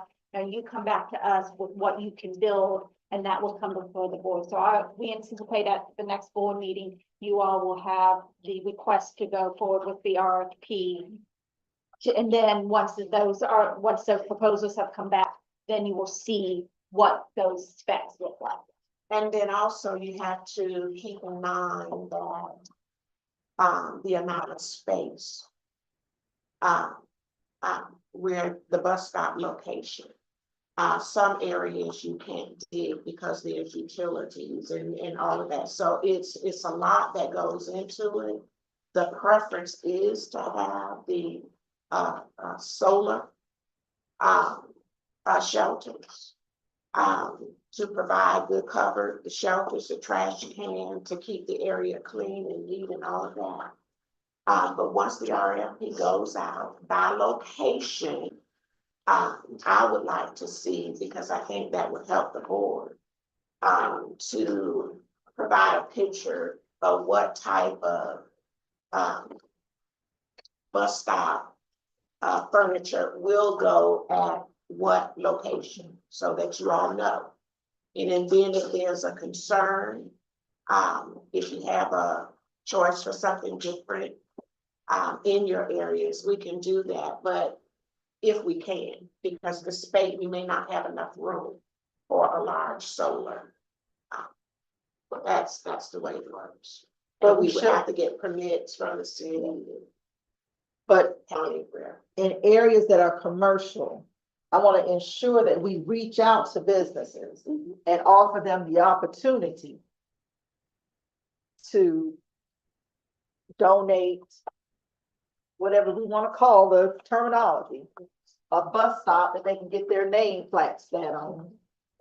We have, marketing staff and planning staff. This is Mr.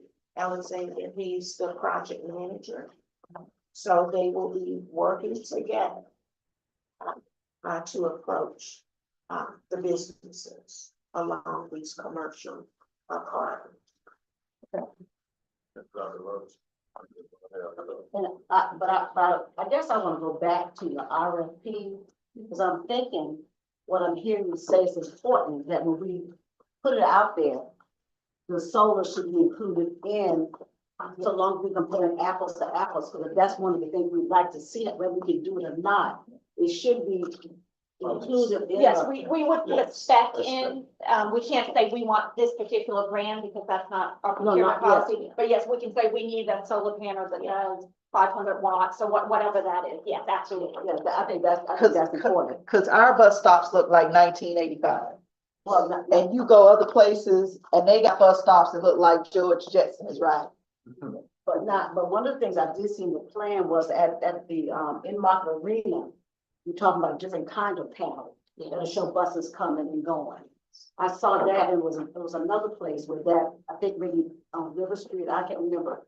But we're talking about several different kinds of bus stop identification when the buses are coming. The arena is totally different from the Abercrombie Street, it just Yeah. is. Yeah. So I'm thinking when you bid this thing out, I mean, they got a whole lot of stuff to consider.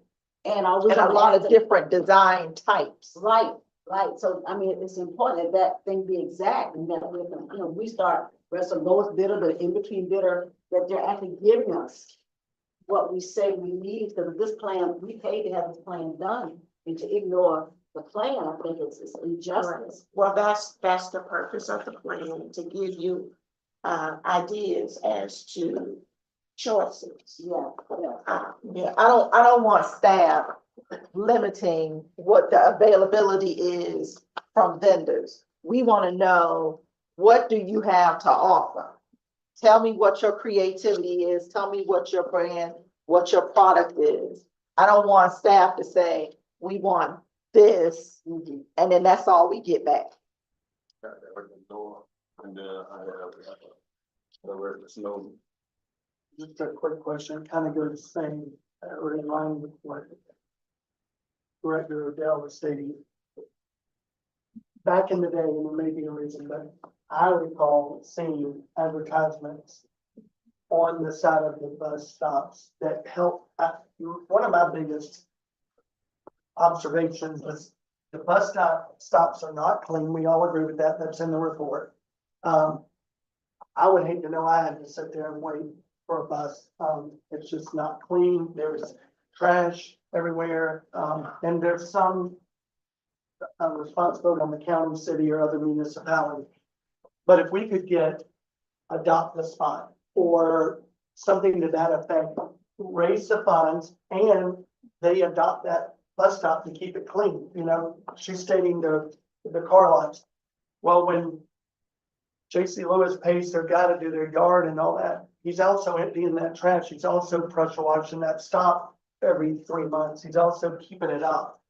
And I think it would do us all a world of good, both the riders and us as a board, to get help with that. And there's no better help than the community. And if we could just get them to go in line, and it goes right into what you're saying, let them adopt that spot. And, it used to be a thing, you slide the cardboard in, and, when their group was done for that, you slide it out and put the new person. Just observation. I was gonna ask, to eliminate us not knowing what amenities are available for each bus stop. Isn't that the point of the bus stop amenity guidelines? That when we go to these vendors they get the bus stop amenity guidelines and they tell us what they could offer based on these guidelines? And I Or think, is that, I mean, if I understood that correctly? well, that was the purpose of the study to get guidelines and what's available and all of that. When we approach businesses, we want them to help keep it clean. And we may want them to fund bus stop amenities. So when we approach them from that perspective. You know, Chatham area transit is, one of the priorities is to maintain cleanliness along the corridor. And we ask you to consider adopting a spot or funding, bus stop amenities. That's in front of your or within your block. That's the approach, because $500,000 is not going to do everything that we need to do. We need funding, and of course, we need the policing of the stops to keep it litter free. Now, I'm not putting all of that on businesses. We employ staff that ride these routes every day. Passenger amenities crews, operators, supervisors, managers. Everybody has an opportunity as they travel the city. One thing I've been asking Dr. Mannion, now that he has administrative assistants, to document, there should be a reporting process of an unkept bus stop whenever it's visible. It needs to be reported, handed over to passengers amenities. It's addressed, whether we're using permanent employees, temporary employees. Cleanliness is both inside of the bus, outside of the bus, and the bus stops. I know Is that not a job duty of the driver? Sure it is. When they're passing by looking at it? Sure, but if there's no accountability, if there, some things are going to be a part of our standard operating procedures as we get better as a CAT team. All of this is a part of that. I know now when I'm riding, I'm looking at bus stops and calling in, so on and so forth. But just think if everybody did that, if we had a law is turned into maintenance, they know where the bad spots are, they go to the bad spots, and then they come back around and check all of the spots. So do you need more people in passenger amenities? We have positions available, is trying to get them filled. And that's why we need the temporary labor until we can get them filled to take care of these responsibilities. Are we paying enough? These are positions and they move up. Some of our cleaners make over $20 an hour. That's pretty good. But that's So some money of the, what's the lowest guy making? And he's working his way up to the 20. Yeah, I don't, and they get there fairly quickly. Yeah. As a part of the CBA, they have steps. Right. And normally it's 18 months or something like that, they move up. I'm not sure what that, Mr. Reed, do you know what that? The lowest rate on the amenities position scale. Do you know what that is? I can't remember. But I've got two more points, and I'll be off of this. One of the things, those sombreros, they need to go. I mean, They're useless. I mean, that little narrow seat, I mean, why are they there? They need to go. The other thing is, I want to make a point of one stop on Waters, across from Memorial Hospital, in front of the CVS that's listed in here. There's no way for a handicapped person to get off that bus without assistance. Because it's high, it's a mountain. So somebody needs to pay close attention, either move that stop where, you know, because I mean, I've sat there and seen it happen. Really, if somebody was not there to help somebody get off that bus, they could not climb that hill. And since we're now servicing that high rise, what is that thing on? Stillwell, I think we need to pay close attention to those stops along that particular corridor. But that one property that they've got marked in this book, that one needs some definite attention from CPS. The curb is just too high. And the majority of people that use that stop are focused going to Stillwell Tower. Ms. Cutter, how much are we paying per bus stop? It varies, depends on the type shelter. What's your most expensive? Off the top of my head, I don't know. But I can get that information, back to you. Didn't we just, put that out for RFP out? Yeah, so I average, don't remember what the numbers were. yeah, average is about $25,000. What is $25,000? That's For the the bus stop bad. shelter. Pad in the shelter. I know, or the seat, or a complete shelter, it's about $25,000. So how are we doing 50, or you said 500,000? 5,000, yeah. That's not but $10,000. No, but all stops are not the same. Yeah. That's what this. All stops are not the same. What, Can you give us a range then, instead of, yes, you know, the I, most expensive, or just give us a yes, I range? can. Yes, I can, And that'll- because that was. That'll help sure. out more than just one Yes, number. yes, sure can. Yeah, I remember we had those minutes a while back. We have any more questions or comments? Yeah. Director Stone, Yes. Director Odell, Yes. Director Young, Yes.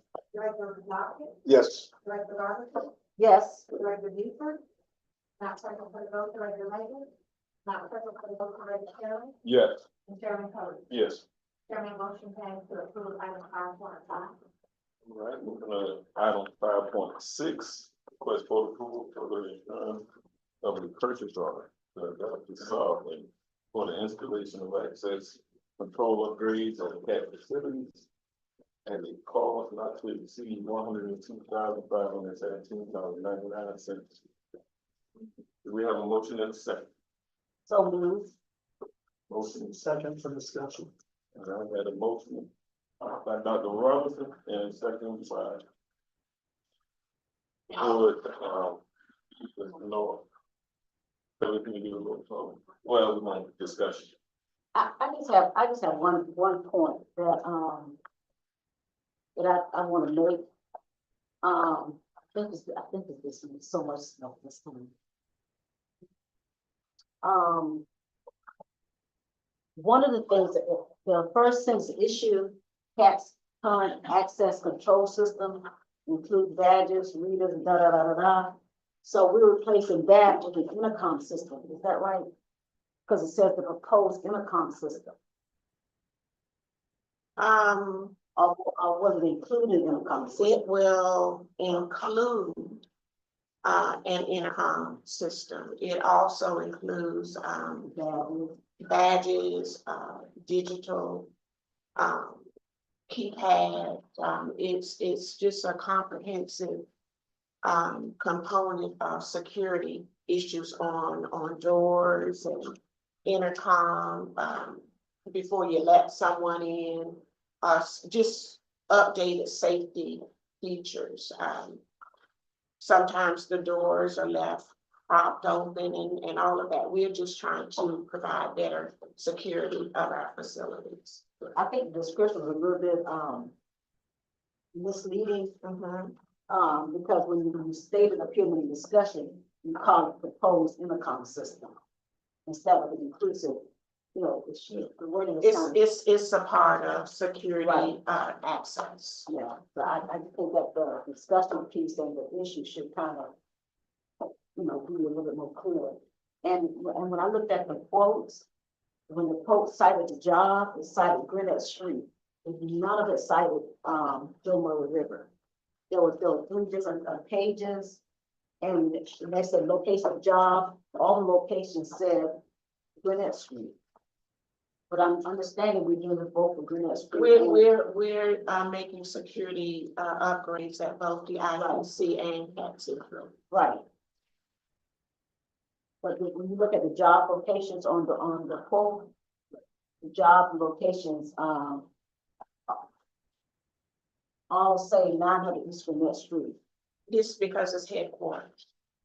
No, That's the billing address. right, the billing address is one job, but the job location does not indicate Joe Murray Rivers at all. Job it says Chatham Area Transit Authority, and Joe Murray Rivers is a part. Okay, but the address says 900 East Gwinnett Street is what I'm saying. I'm just saying that we should update this that will reflect which amount is being paid at which location. Okay, and all I'm saying is that's where, the vendors, that's where procurement is located at 900 East Gwinnett, whether it's at the ITC or Cat Central, all of the bills come here. Job location, Chatham Area Transit Authority, that's for any location that we own. The building is to Chatham area. I got that part. But when I saw job location, I thought they were trying to identify how much of this money is actually being spent at Gwinnett Street, how much that's being spent at Overthorpe, and it's not indicated here. No, that part is simply where, when the RFPs go out, it says, send it here. And if you notice, it has Victor Collin, he is the procurement manager. But safety upgrades are going Cat Central and the ITC. So there's no way that as a board, I would know which of these items are going into Joe Murray, which is coming to the next year. There's just no way to know it. As the, once is here. It's at the bottom. Thank you, Sam. Where's that, Sam? It's at the bottom of each quote. Of each quote. I don't know why it's listed like that, but at the bottom of each quote is a short description of what location. Thank you. If you look on page 2, Dr. Robinson, at the bottom, you'll see ITC access control. Right, Yeah, that's what I was really, I saw it down here, yeah. but It's at both, upgrades at both locations. yes. Got that written lower. That was my question as well. The attachments, it breaks it out, Cat Central, ITC, and Hot Street, but there's no corresponding documentation. Do you have any more questions or comments? Can we do? Yeah. What are we on? 5.6. Thank you. Oh, yes. Director Odell, Director Noah, Yes. Director Lofty. Yes. Director Robinson, Yes, Director Buford, not present for the vote, Director Leggett, not present for the vote, Director Taylor, Yeah. and Chairman Coe. Yes. Chairman motion passed to approve item 5.6. Right. Item 5.7, request board approval to award 3 colors to the paratransit vehicles that have reached their useful life to the highest order. before we do that, I have to recuse myself from this vote. Got Dr. Robinson, from his book. We have, And that's because I said on one of these boards. yes, ma'am. We have a motion and a second. Gosh. We need to motion and a second. Is this the one we tabled last year? Yes, Have we worked through all of those issues? the explanation is attached.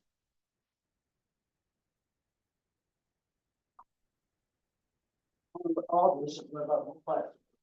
They will work through it.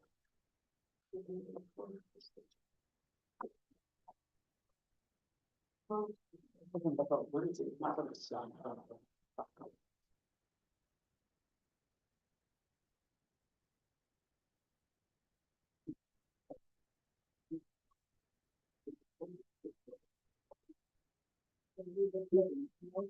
Motion and a second. They have a Item group. 5.7.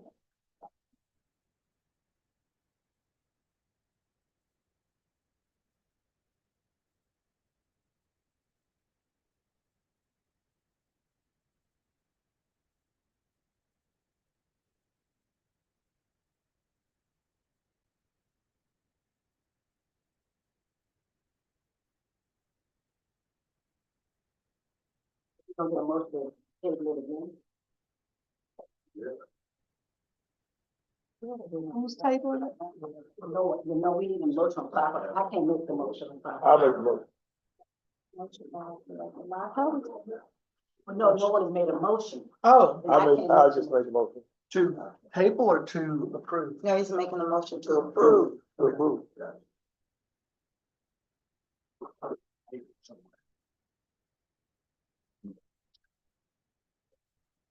Get a second. I second it. I think there's a motion and a We have second. a motion and a second for discussion. Mr. Chairman. All right. Do we have any discussion? I do have one, I'm sorry. The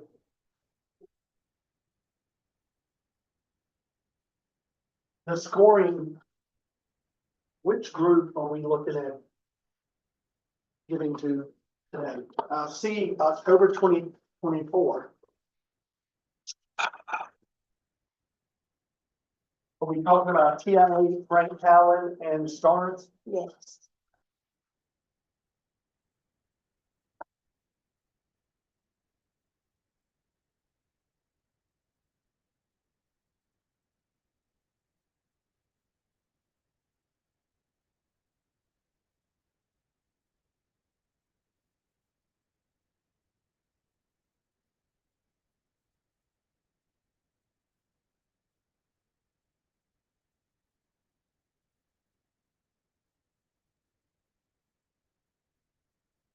Over here, actually.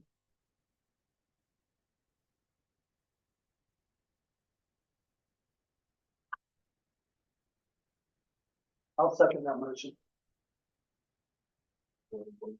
Already The motion second. already seconded. Already I'm second. sorry. Need to be carried. We're on the second. Any more questions, comments? Beverly? Director Stone, Yes. Director Odell, Yes. Director Noah, Yes. Director Lockett, Yes. Director Robinson has refused herself in the vote. Director Buford, not present for the vote. Director Leggett, not present for the vote. Director Taylor, No vote. okay, you're recusing yourself. from the Yeah, I'm vote. excusing myself from the vote. Who's on the board? And Chairman Cody. Yes. Chairman Cody, motion has to approve item 5.7 to the three already. Going back to consent item number 3. But the approval of a regular meeting between Savannah County Public Schools and Chatham Area Transit for K-12 student pass program with a lot of SCC students to zero fare transit service until May 31st, 2025, at a monthly rate of $3,125 for 125 monthly pass. Okay, how, oh, I'm sorry. You have a motion in a second. I make a motion. I saw. Now I have a question. How are we setting up these monthly passes? How are we tracking the monthly passes? Can we get this reporting given to us in the board report under the section that Dr. Manny does about rides and all? The school board will issue the passes. We have made retrofits to our fare box to be able to read the pass. So that will tell operations how many riders from the school board that actually use the service. Do they get to use the pass at any time, or is it just at any time? Okay, and so is it any day? Any day, Anytime, any day? Okay, anytime the buses are and how is the pass clicking? Like, how is it, how you know that you're accepting it? it's tied to our current fare box. We had to retrofit in order to read the passes. Okay, So anytime they show it. show it, Mhm. It counts. Okay, so it's tracking, and so, and will the school differentiate the passes by school? Like, we want to know how many Savannah High kids, so That's up to them. can we ask that? We have been discussing that. And that should be the responsibility of the school board to track, because they're the ones that are issuing the passes.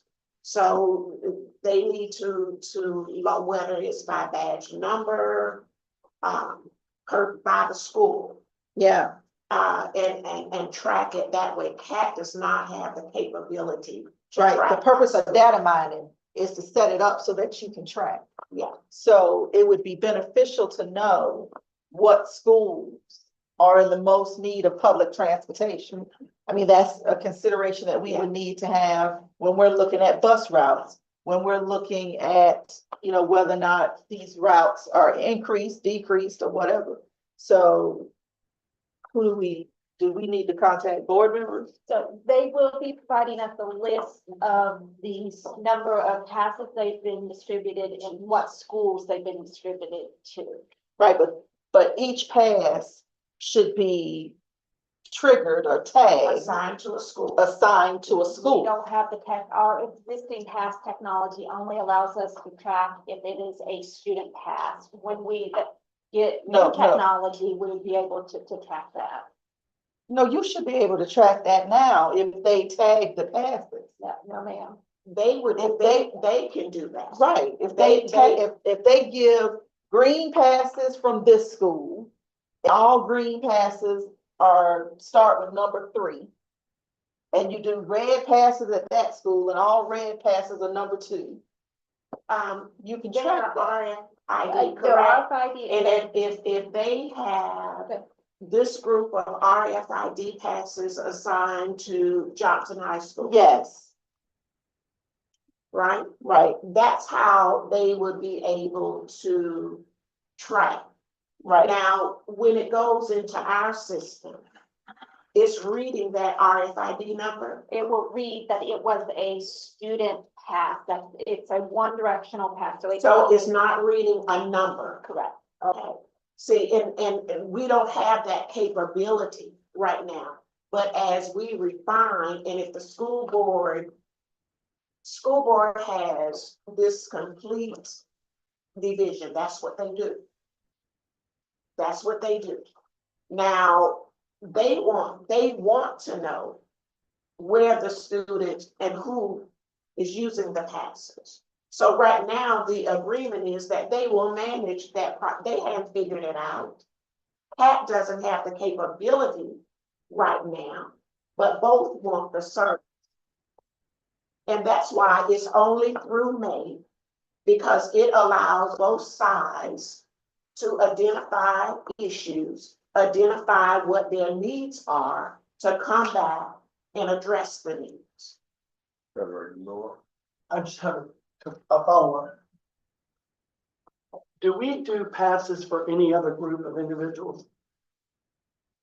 Yes. We do, but we have problems. We do passes for some of the shelters, right? But the problem with the pass is that the pass calculates, it doesn't calculate, like if you buy a month pass, right, it's just 30 passes. Right, no, I guess I was asking, For one month. do we do a bulk, like this is 25, 125, do we do that with any other group? Yes, there are groups that got that. Okay, my concern would be, I totally understand where you're coming from, so that we can make sure, but I don't know that it's our job to tell the school board where to give those passes to. In good faith, I hope they're giving them to the schools that need them the most. And I just don't know that if somebody's paying $3,125 Or do we even have the right to find out where they're distributing those passes? Well, they're using our service. But and they're we- paying for a and service. They are paying for it, but that's a part of data, that's significant data that we can use to determine routes. Well, And timing. we don't have the ridership Yeah, we data have no. that don't have tells it. us, you know, if this is a high ridership area, there are certain schools within that area. That's what we kind of look at. But to actually track where they are giving, the schools that they are giving the passes to, we don't have that. They have to track that. They know who they're giving it to. And I think it'd be great if we asked them, and I think it would even be better if they gave us that information. Yes. But I think at that point, that's when they decide whether they're giving it to us or not. Yes. All right, Taylor. Yeah, I don't think that, we should require them to color code it, because if a person goes to Savannah High, but lives in Garden City, they will take a different bus than a person that's going to Waters. And if you say, you know what, everybody in Savannah High gets a red ticket, that person will not be able to get home, they'll only be able to go to the Savannah High area. Because everybody is not, you know, in that district that goes to that school, you know. Some kids are in Pooler, they live in Pooler, but don't go to Rose. So you can't give Rose all yellow when this person needs a green, because they live in, on the west side. Well, they can take use the pass wherever they go. Yeah. Not necessarily State doing going from off of what she school. said. Yeah, I know. I was Yeah. just trying to clarify. They can use it on the weekends to go to the mall, the movies, or wherever. That pass will work. The only thing I'm saying is, when you start talking about analysis, and we start trying to do it by color, it's not gonna be accurate, because these kids, there is no district anymore for each school. The kids are all over the place.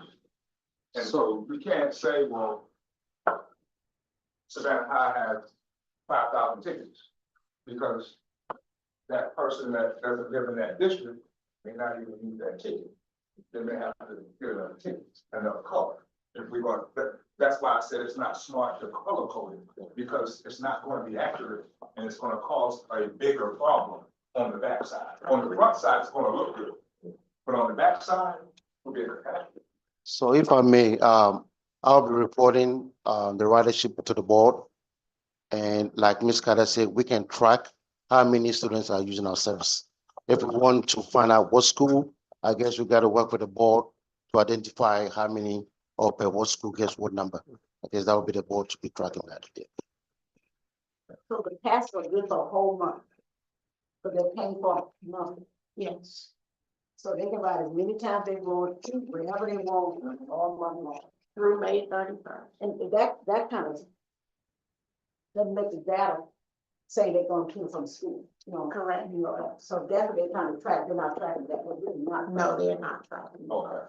No, I'm saying that's what they wanted to track. No, they are not asking that, but they were asking Pat to track it by school. We don't, they have that ability. We don't. Yeah. K through 12, what is requirements on the age of ride by yourself? I haven't seen anything with limited, age. Well, it says K through 12, that's what it said in the LMU. What I'm saying is, I haven't, most, K through kindergarten kids, they're riding with the older sibling or a parent or something like that. But I'm saying we don't, this agreement is K through 12. That means what, 5 through 18? So, but we have no policy to say the 5-year-old must be accompanied by someone 12 or whatever. We don't have that. that's the parents' right and decision. I think first, I think the premise is that SCCPSS will give those 125 tickets to the schools of their choosing. Right? That's left up to SCCPSS. So who gets it, don't get it, that's not on us. Yeah. No, I was saying, Do we have little kids like that, right? you do have them, but most of the time they're with their siblings. We're rarely, if we do have, we had one about a couple of 2 or 3 months ago. She was little, but she got it now, you know, all the job is pretty much work. And we call a supervisor, and we see something suspicious and everything, so the supervisor always see the training center, so we always make sure that, you know, they won't get left, be out in the way of, you know, out the loop. Dr. Robinson, I got, that way to know. But the kids don't have a ticket, they're paying for the ride, because we talk about 1 ticket per child. And if a kid One gets, pass per child. right, so if a kid gets on with his younger sibling, the younger sibling has to pay for the ride, right?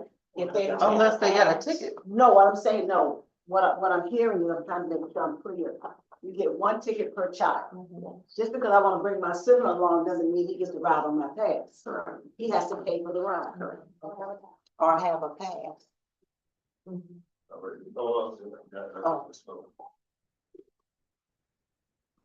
Something was just said that really like a light bulb. I'll turn the whole head.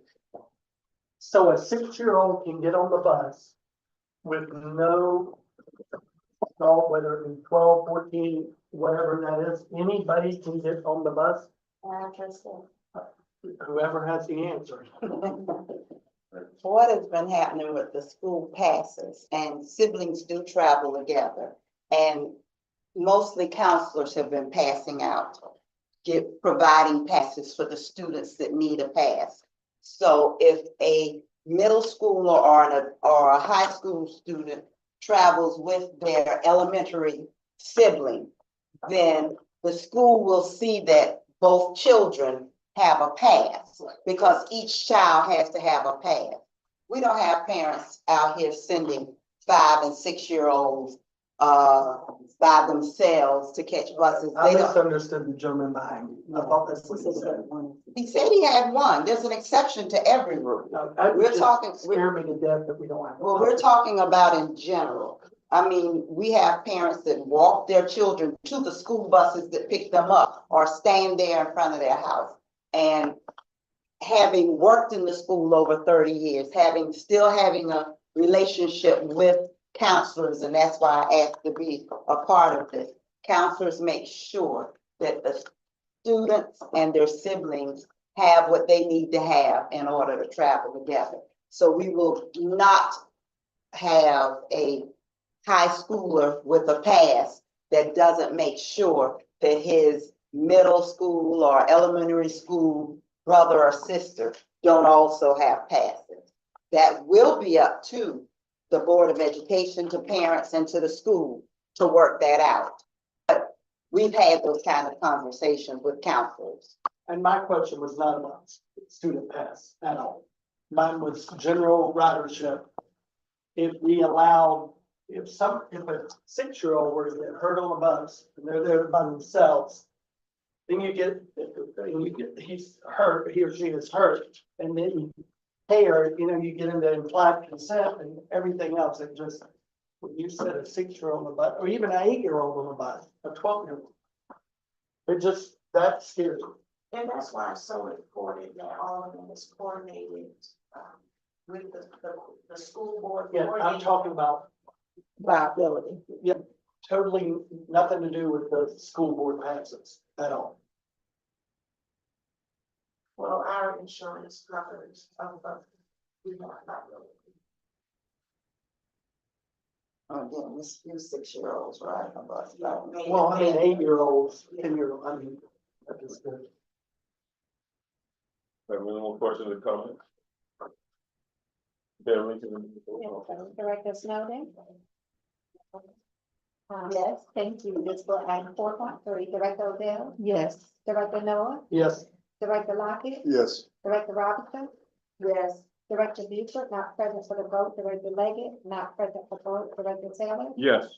and Chairman Cody. Yes. Chairman motion passed to approve item 4.3. All right. On, item 4.5, request for approval to issue purchase order for repair bus number 1105. Coach Crafter and Taylor, Florida, amount of $28,545.34. Motion to approve with questions. Second, Second. we have a motion by Director Noah, and we have a second by Director Snow. No, that was Dr. Dr. Robinson, excuse me.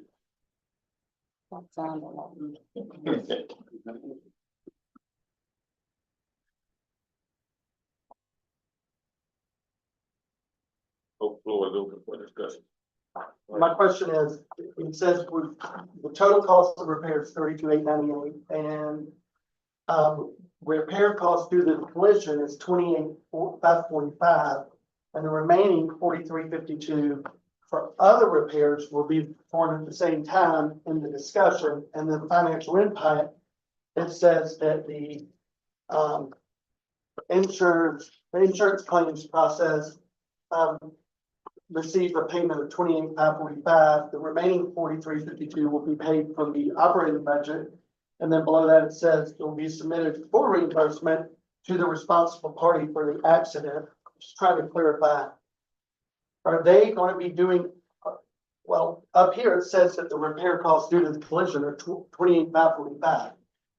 In the financial impact, I read it as the total cost of 32,898 is part of the collision. Right. So which is the discussion? But that's not what it says. Yes. I mean, it says that, but up here, Yeah. this 4352 sounds like it's of something else, that it was damaged. And then, with that, with insurance company to cover it for that cost to prevent delaying of repair. We are short of buses, they submitted a check in the amount of the $28,000. It's not enough to make the repair. Matter of fact, this item was pulled for that same reason, because it gave the appearance that we had would cover the shortfall. We were not at fault. We will go back to the other party's insurance to pay for the total cost. Once they get into repairing the vehicle, something else may come.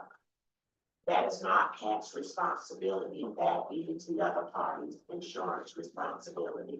And it will be worked out, but we cannot, we're short. We need to get these buses repaired. So the 4352 is a part of the car accident? Yes. Yeah. It says two different ways, The insurance already paid 28. but the way it's worded, in discussion, this value includes 28,000 in repair costs due to the collision, and the remaining 4352 will be performed at the same time.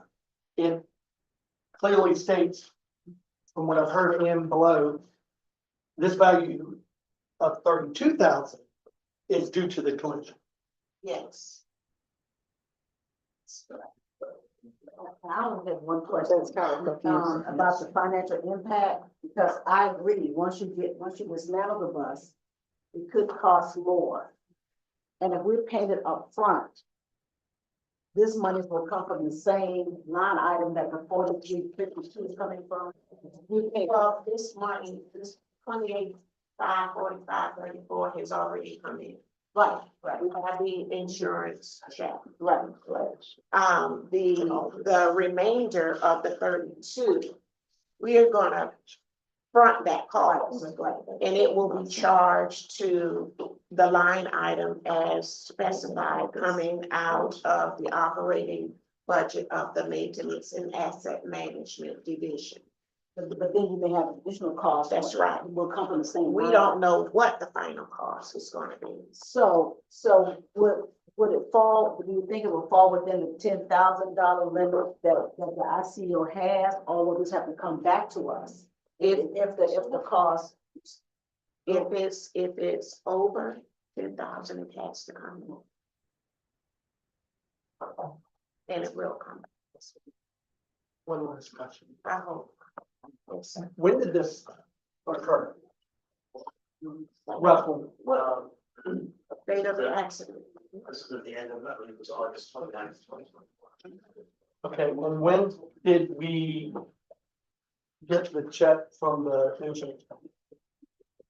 To my knowledge, they have sent the check, but we are still waiting on receipt. Yeah. Gloria, has it come in? Spirit? as not, we're waiting for it.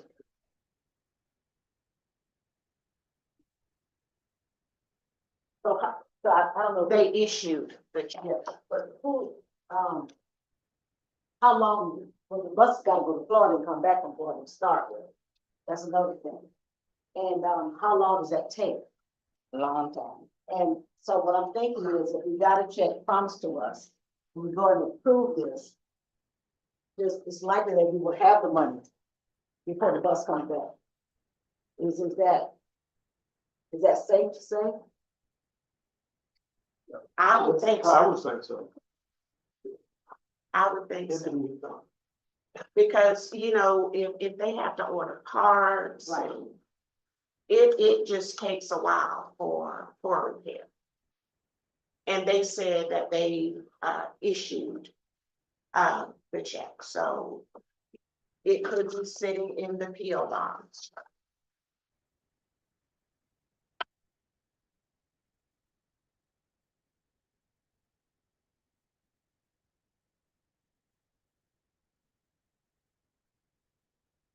Public work.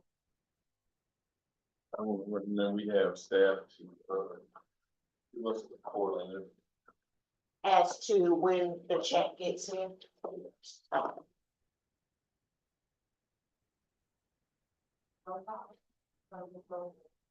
any more questions?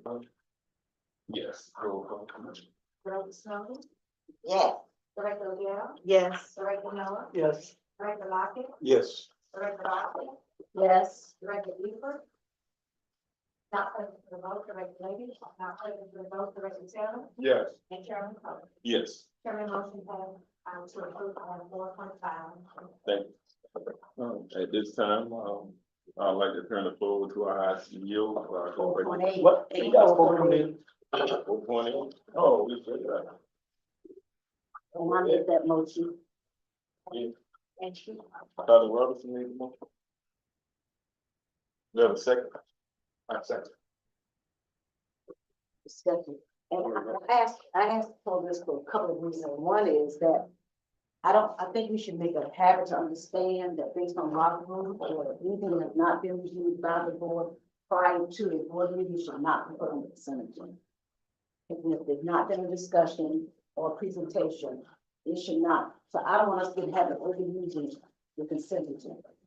So, and because I've not seen this, to have it including something we could vote on at one time was not a good place to be because we haven't seen it. So I was suggesting, Chairman, that we be careful as to what we put on the consent agenda that has not been brought forth. And once we get the committee structure together, I think this will change a lot, but I hadn't seen this. And I was a little concerned about, the update and technology that we're doing in all of our places with the renovation to the ITC coming. And I'm always asking about the impact. If we do something now, when we have to go back and undo it, when we do the renovation, would be one of my concerns. And I agree that we need to compete for spaces. That's not my problem. My problem is that, whatever we do with technology, how would that impact the renovation that's gonna happen at the ITC?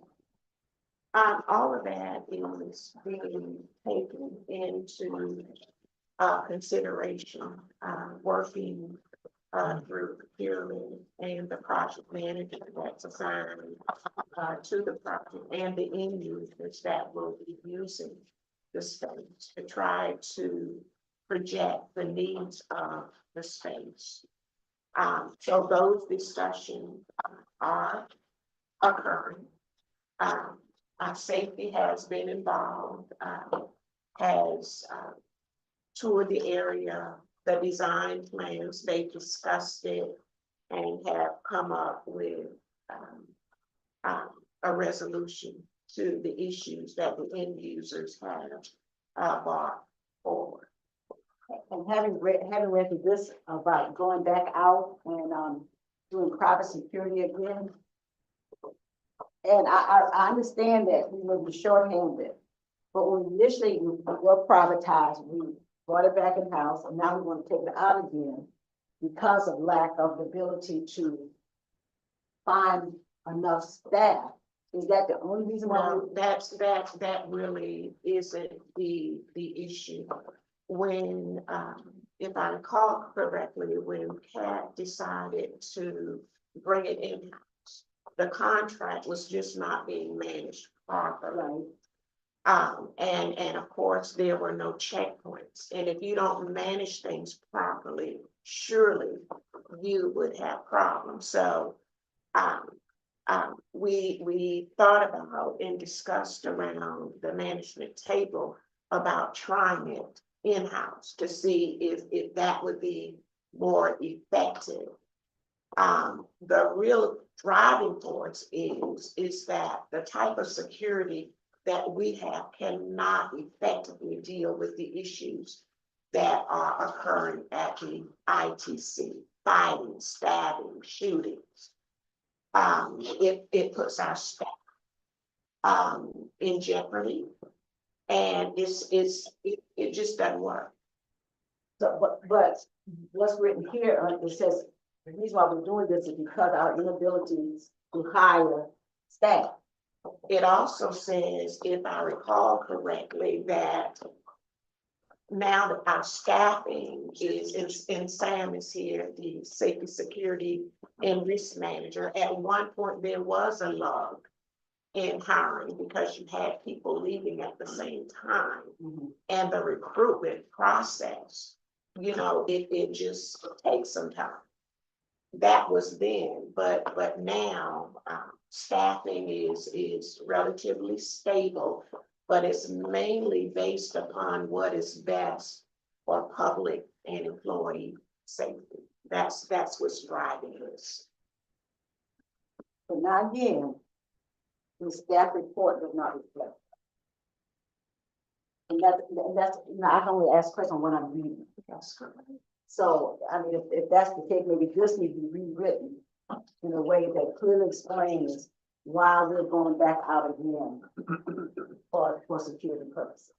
Because we can't effectively. No, I know, yeah, but I'm saying that this. Yes, I can. Yes. And my other question was, when we talk about uniform and what they're required to wear, are we purchasing uniform for them? Yes. So we're gonna pay for uniform. We are Other than the purchasing patches. uniforms now. But whomever wins the award, they would be responsible. Right, so that's not on us. No, that's not. But when we talk about patches and those kind of things, it belongs to the security company. But we're not paying for the shirts and the. Well, they will provide them, you know, and that'll all be a part of the scope of services, every requirement that we are procuring. It'll be a part of the scope. And the provision of uniforms will be a part of this scope. Now, we may and hadn't really gotten down to that. I really don't think they necessarily need to wear a cap. I think it talks about recognizing the service. The company, Security. It doesn't say CAD, I don't think. But I am a little bit concerned about how this was written, presented to us. That it does not clearly articulate the needs. I would like to see this rewritten in a way that will articulate exactly what we're voting on. And the reason why because it looks like we're going out so you can't find work. No, I mean, but that's what this is saying to me. Yes.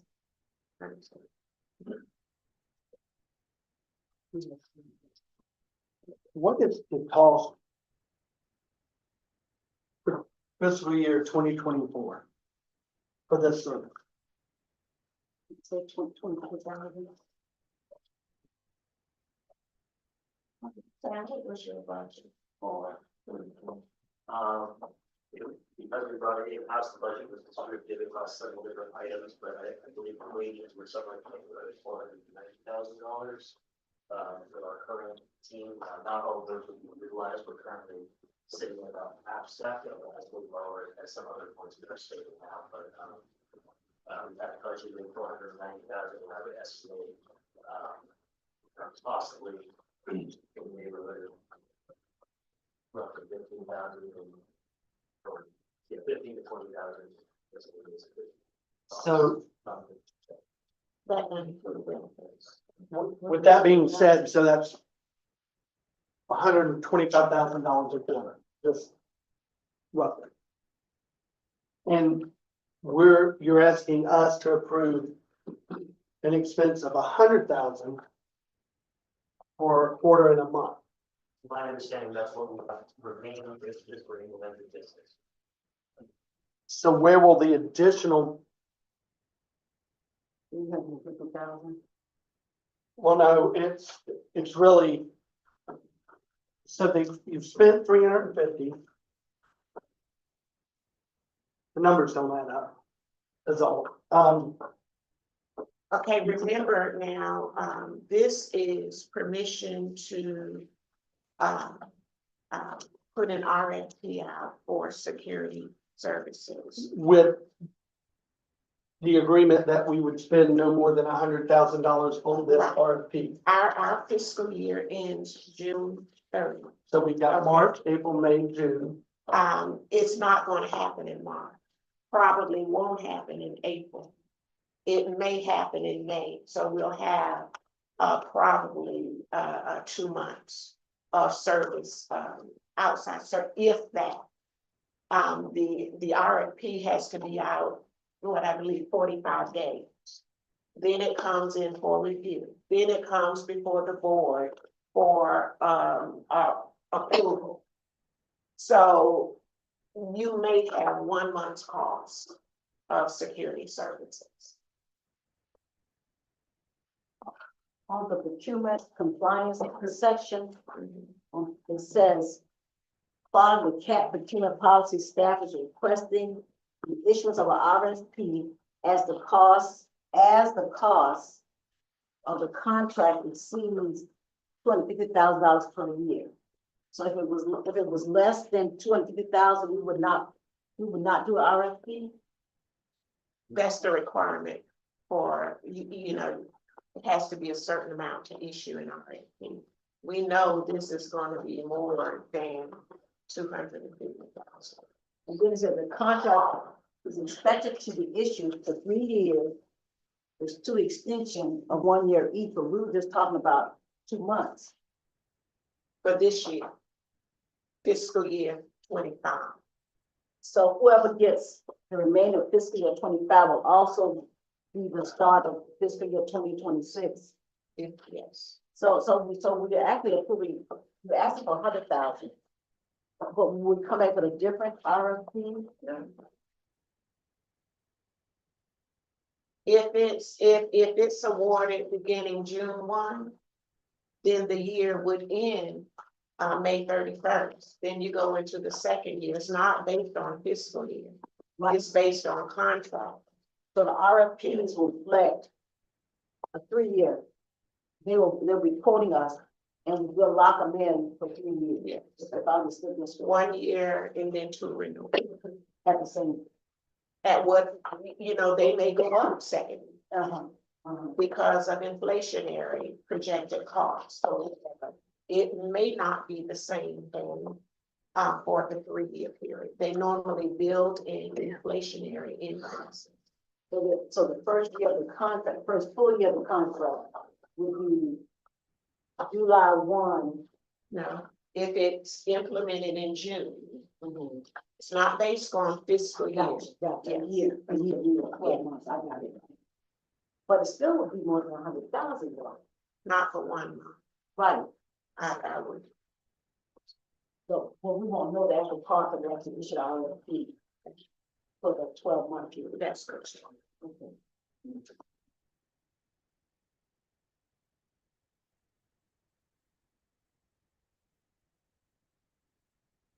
Any more questions, comments?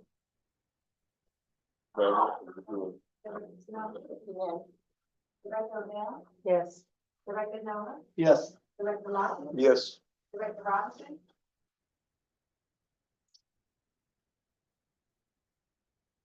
I guess I wanna make sure that we're gonna do the wording right. We're gonna get this right. When we develop the scope of work, it'll be right. Yes. Yes.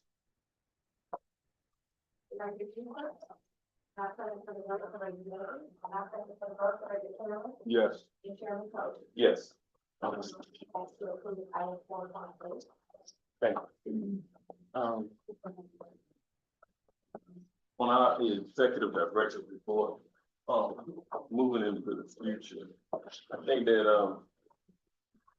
I would like to see the staff and give us a monthly report, returning their information on the monthly report. That way, when we get in here, we pretty much familiar with what's going on and that expedite things. Yes. All right. At this time, we'll turn the floor over to our CEO for our executive director's report. Okay, basically, my report is short, but I wanted to take some time. You'll be seeing a new face, in our board meetings, taking notes and minutes, of things that we need to follow up. And that's Ms. Woodley. She is Dr. Manning's, administrative assistant, filling the duties that Ms. Adams, carried, in the past. A long time coming. Yes, yes, yes. Welcome aboard. Thank you. Piggybacking off of what the chairman said, it is 6:30. You know, department presentations take a while. We skipped them last month. Wait, I'm sorry. I like the board's, voice as to whether or not you want the presentations today, and I'll ask the department managers to be brief. And be prepared to respond to any questions the directors have. And another option is to do more of this type reporting in a workshop format. So when we get to board meeting, the board meeting is really focused on conducting the business of the agenda. Because I think it's just too much on the agenda to have department reports, and I also think it's important for the board to know what's going on in departments. Now, whether that needs to be monthly, I don't know, maybe quarterly, in workshop setting or something like that, but it extends the time of the board meeting too long. So I'm putting that out to the board for this evening, if they would like summaries presented by the department managers.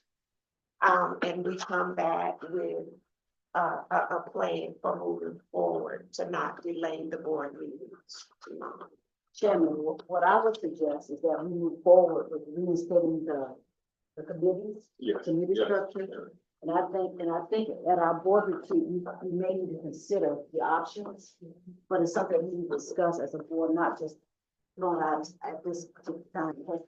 I think it's important that a staff does the work, prepare a report. We owe them the courtesy of hearing their report. Yes. So I think maybe the committee structure in and of themselves would eliminate some of that. And if we go back to the executive committee, then the chairs of those committees can speak to the chair and the CEO about what we're discussing in committee, and it will also help set the agenda.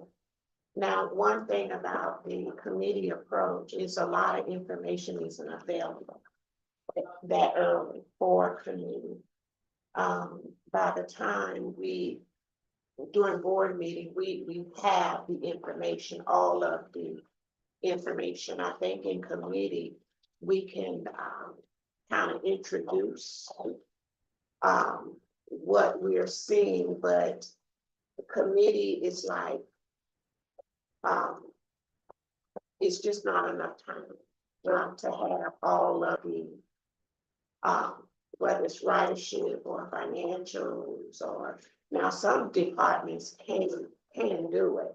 But when you come to departments where there's ridership data and financial data, we won't be able to provide all of the information by the time of committee, and that's my concern. And it just gives a distorted picture. But there's a way, but I think what we need to do as a board is discuss the committee structure, because there's a way to do it. That will give us pertinent information, and it may not be something on this month's agenda, but could be on a upcoming month's agenda. So I think as a board, we need to discuss how we want to sit, but we do need to go back to the committee structure. Yeah. Exactly. And I think that we've been talking about that for the last couple of weeks, and we definitely have to get back to the community structure.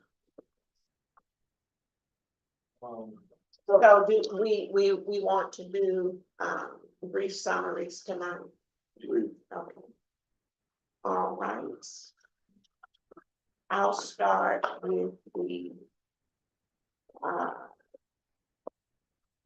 HR stats. I believe you have in your packets.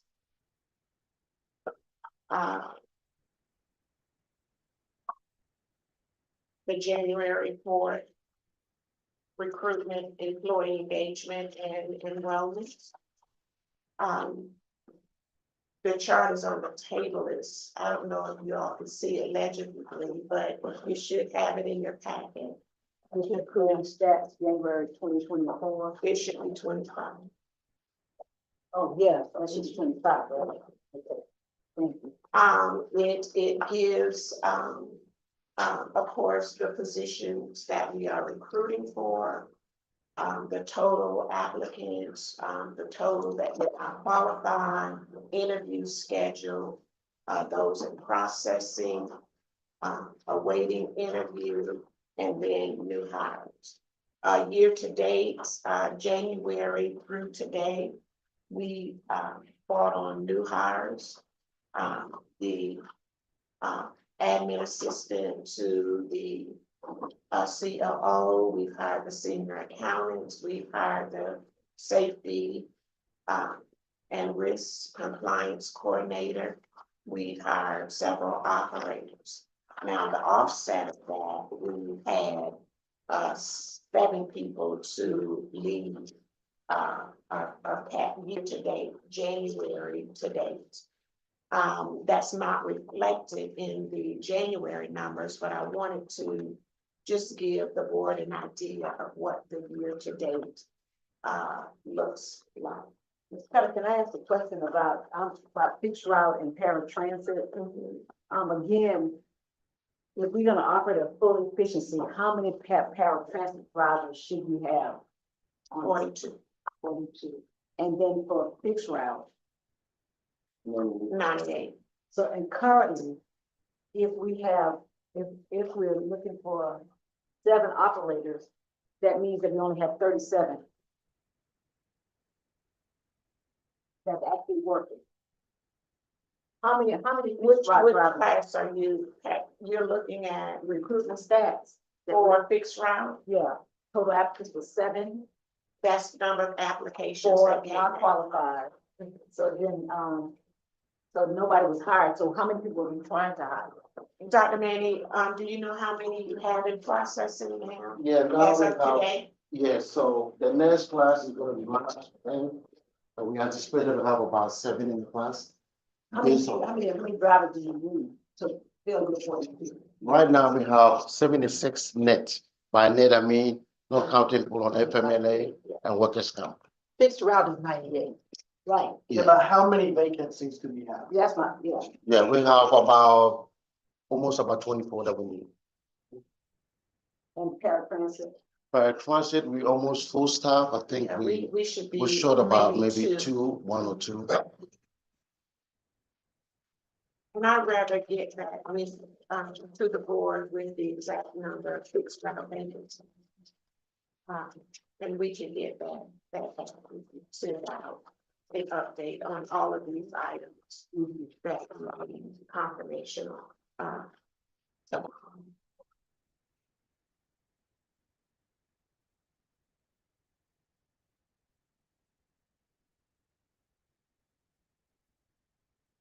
And the benefits and training that we brought in during the month of January. We had the blood drive, and then we had a vision board, helping employees to clarify their goals, staying motivated, and achieving their career goals. Those numbers are low compared to the staff size. People with two. Yeah, it's normally, I don't know if it was because of everything that went on last couple of months, storm, all of that, it's coming back and a lot going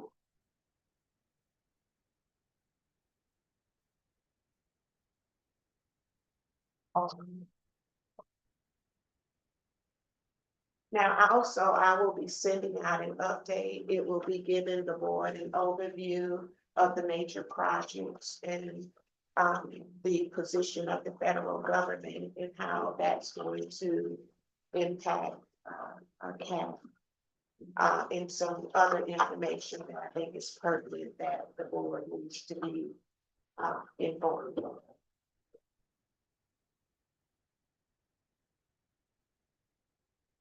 Okay, next. Mary. Not to return. Want me to go? Yes. I'm a little fast in.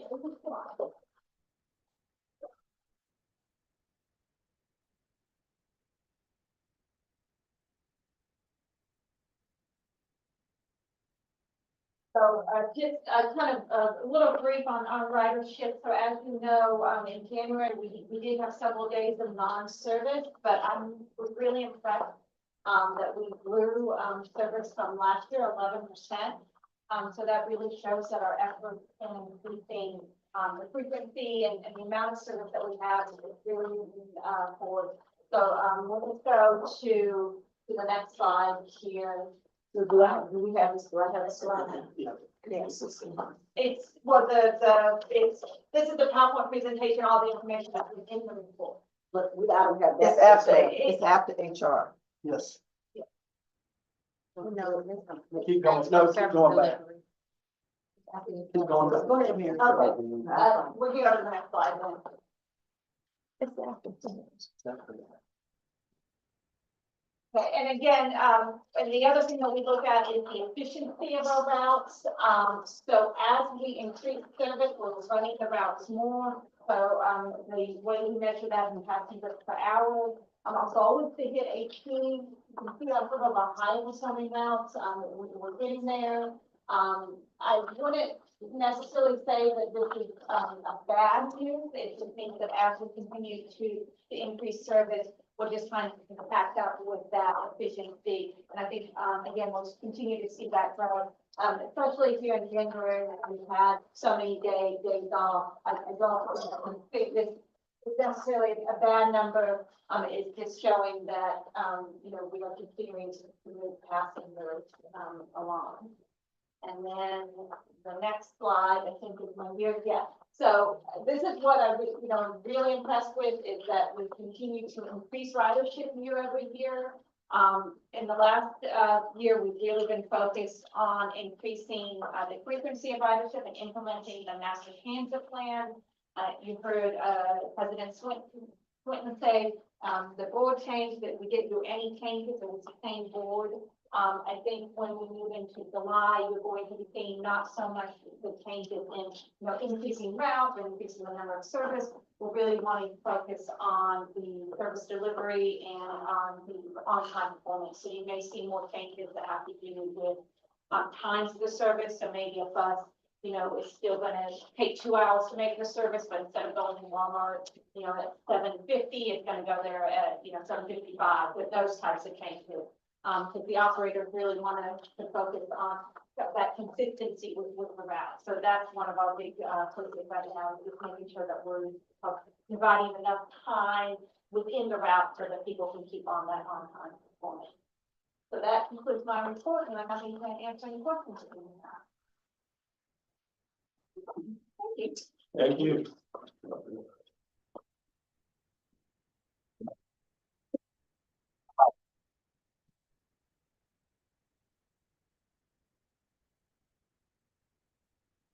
Have a lot of slides, so I'm not gonna go through all that.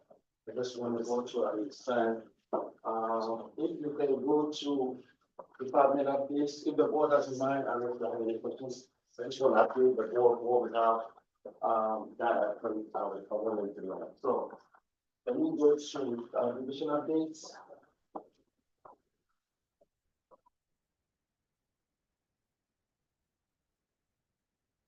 Okay, next one, go. Happy to have you. Okay, this is, particularly for, Director, Noah. Yeah, you were with the expo went to the city, in New York City. This is the Paris, how you celebrate a lot of stuff. That's what That's not how we celebrate. No. That's not at all how we celebrate it. Okay, Next slide. No, Hold on. Next slide, please. Don't ask, don't tell. This is what I want, just to share, this is called a pantograph. So this is the overhead charging that we have at the ITC. It's complete, and in about 2 weeks, we're gonna start using it. My goal is to have, electric bus station there. In 15 minutes, it can jump from 20% to 85%. So if a driver comes with an electric vehicle, while they are at the end of the line, they have it about 10-15 minutes break, they can leave the bus and leave this pantograph. And by the time they come back, it's fully charged. And I will always make sure I have one spare, so that when you come in, you clean out, you don't waste time, just swap it. And board members, I encourage all of you to go to the ITC and see the state of the art, and it's something that will be very good. When will it be operational, you said? I'm giving about 2 weeks, because we got a fence all this side, and kind of bring it up, we got a landscaping, chalk is coming, chalk, where are we on that? You wanna show that on the board? Just a little bit about, on the part of the landscaping, we want to add, some bollards to protect the pantograph from buses running, potentially running into it, between the bollards for the landscaping, and then some technical issues about 2 to 3 weeks where we got some other things to do. And that's just, it's not working correctly. The ball is gonna look like you see at the gas tanks, to kind of prevent. So we're looking at our, stainless steel, for doing time, and, like 4 or 5 inches thick.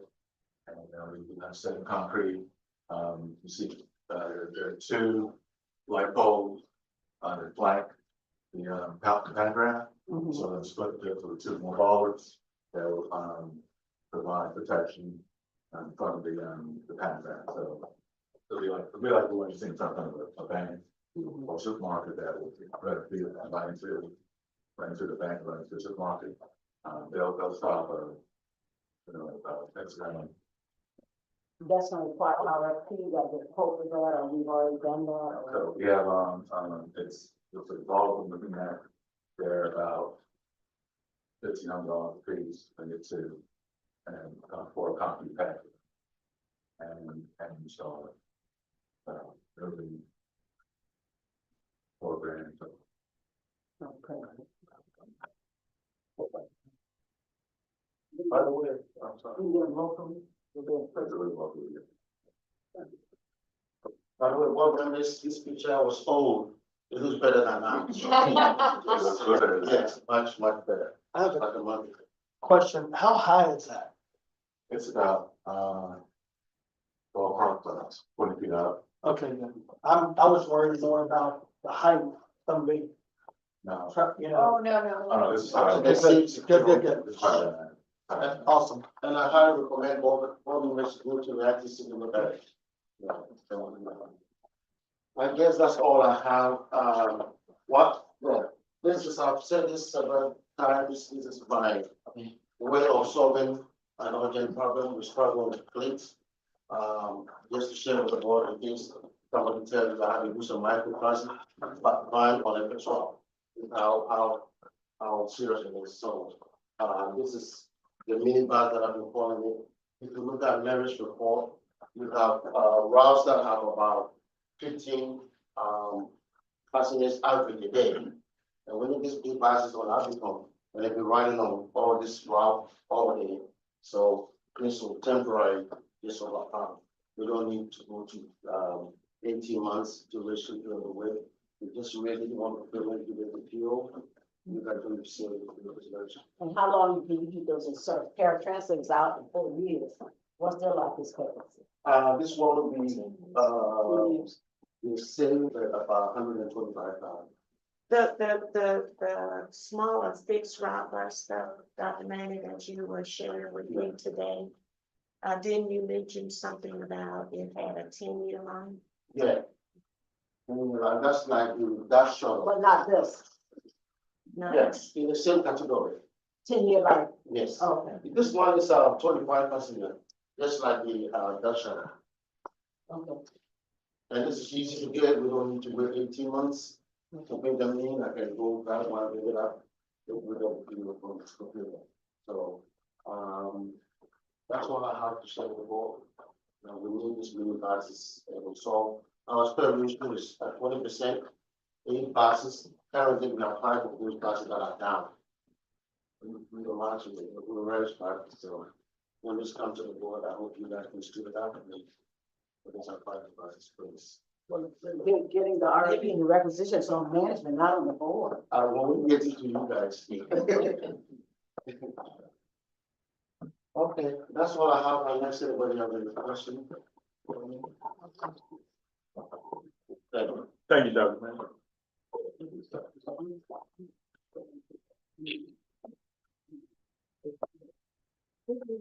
Good evening. Good evening.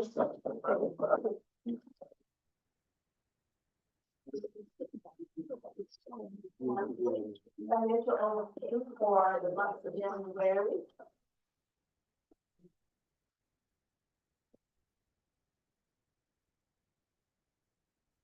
Year-to-date actual versus our budget comparison for revenues, year-to-date, we have a total of 23 million. Year-to-date budget, 21 million, balance, 1,275,000. No problem. Expenses, year-to-date actual 15,700,000, year-to-date budget 20 million. We're under budget for expenses, 4,003,000 year-to-date. Revenues are over expenses, net 7,267,000. Next slide. This is just a pie chart of our revenues by categories. Our revenues, special district transit taxes is 20% of our revenues, paratransit 36%, contract revenues 21%, our grants 15%. Passenger fares 6%, other, which includes interest, lease revenue 2%. Next slide. Expenses by categories. Our major expenses, our highest categories are employee benefits and salary wages. Our next category is insurance. Other categories are under 10%. Next slide. These are our account balances by type for the month of January. We have a bank balance of 18 million. Our grant account has a balance of 3 million. And our Georgia One investment fund, a balance of 9 million. Slide, please. Our Georgia Fund investment account, which We just showed the balance of 9 million. We received, interest in the month of January, $33,750. Next slide. Our transit tax receipts from Chatham County for the month of January total $366,824. Next slide.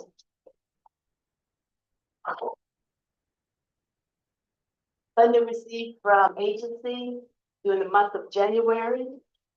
Chatham County Special District taxes, $366,000. Paratransit funds from Chatham County, $661,000. City of Savannah, POR fees to support the water ferry, $61,551. FTA grant assistance, $263,914. City of Savannah, DOT shuttle, $201,000. Next slide. Our operating cash balance as of January, 17,955,000. Our projected balance for June 2025, 22,285,342. At this point, I'm sorry, so sorry. We don't want thousands to millions, nothing more. Gotcha. Thank you so much. Yeah. And if we stay on target, hopefully we will have the 22,285,000 at the end of June. Thank you so much. You have any questions? Just one quick question. The grants is 15%. What is the market standard? Is that normal for us, agency our size? Yes, it is. With our grants, we're basically collecting operating assistance right now, and that is. Thank you, Ms. Murray. Thank you. Have one more presentation, communications, Ari Alves.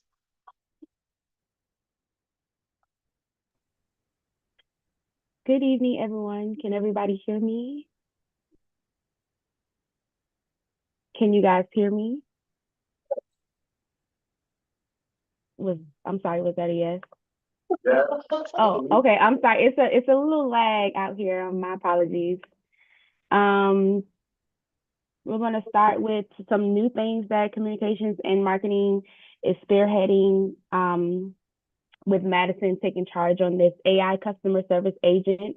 We are in a testing phase with these AI agents to help alleviate some of our customer service questions that a customer might call in and ask, and what they do is basically answer some of those basic questions that could avoid calls and that they can get help through our website. Our target goals is to reduce call center advocate strain, provide 24/7 support to riders and community, and ensure riders get accurate information. The agents can be found on our business order form page, our CAT mobility reservation request form page, and our contact page. So far, since January 6th, we've had over 170 conversations with our 3 AI agents, assisting customers with paratransit reservations, bulk pass orders, service requests, and general inquiries, reflecting our commitment to providing accessible and responsive customer service. In addition to these 170 conversations, we have implemented a rider and community feedback form to capture insights after each interaction, basically helping us to see if this is working in this testing phase, and just using that data to better implement other things that could help the new service. Savannah Bell's Ferry national attention. That's what our ferries are getting, these new waterjet passenger ferries, and I can confirm that these are the first 2 waterjet hybrid ferries in the nation. So it's getting a lot of national attention, and we are excited to get these in operation and celebrate as big as we can. And in January, we would like to thank our board of directors, our union president, and some of our staff who joined us for the MLK Jr. King Parade in January. We had a great time, and we look forward to seeing you all for St. Patrick's Day. What's next? After the board today approved the St. Patrick's Day MOU, we will start promoting our rider guide and updating our website, attending St. Patrick's Day partner press conferences, and in April, we will start promoting our Earth Day events. And that's all that I have. Thank you.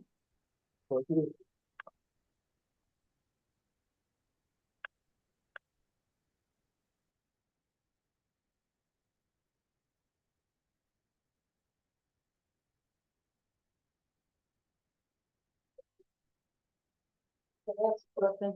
Yeah. I don't know how we roll business, I don't know how to explain. What I'd like to have as an update along the construction, the renovation of the ITC. I'd like to have an update on what's happening with packing uniforms, because I don't know how that's impacting our employees or getting uniforms and need them. Are we going back to our old supplier? This is the plan. If you, One discussion I'd like, we can discuss what we want to, but I don't, I just know that at some point, we need to have that discussion about it. You know, I mean, you can answer if you choose to. I won't cut you off, but if you want to answer, that's fine. But I think we do need to have a discussion of where we're going. What's the problem? if you all recall, when Patrick's uniform, we switched from A1 to Patrick's. We purchased a large inventory from A1. We have inventory, that inventory and sorted it by size. And we have a form for operators who need uniform refurbishment. They fill it out and they can come and pick from what we have in inventory. Right now, we will be, procurement is working on procuring 3 temporary quotes until the RFP gets out and goes through that process all over again. So that's where we are. We are filling the void with our current inventory. The person that bought out Patrick uniforms, they have a lot of CAD inventory. So we will be soliciting a bid from them as well, so that hopefully it comes in wherein we can utilize that inventory so that employees have immediate access to uniforms. So that's where we are. We're gonna get it from them, bring it here. Yeah. No, we have inventory that we have from A1 here at CAD. Right, but with They will be able to go, they're still at the same location as Patrick's, but we have to go through the procurement process to get quotes. If they are meets procurement guidelines, then employees will be able to go back to that same location because they already have CAD items in stock. So that no employee will be without a uniform until we go back out for bid, get that awarded, and begin a new relationship. Who bought A1? I mean, who bought Patrick? Not A1. I don't know the name. And do we have anything that we paid for that we have not received from Patrick's? Everything we paid for, we received. Yeah.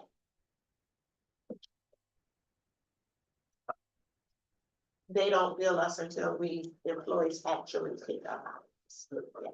But it sounds like the same thing that happened to A1. You saying they currently have that. Yes, you know, a bankruptcy.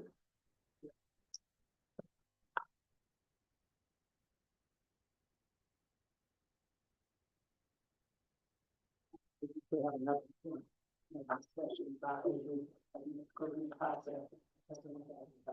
Well, those, that was a business decision. Well, I don't think it's as bad as we thought it was, simply because we have stock, a good bit of stock. We had them stored in a storage location. We had staff to inventory them. It's sorted by size and item. Wherein we can meet the employees' needs for a while. More questions? All right, we have contractual monthly update you should have in the packages. And yeah, from fire department.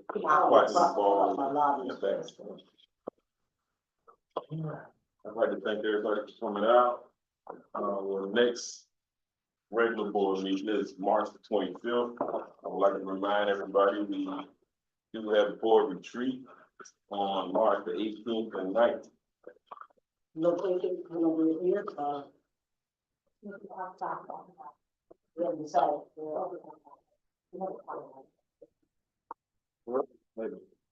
At this time, I'd like to adjourn this meeting.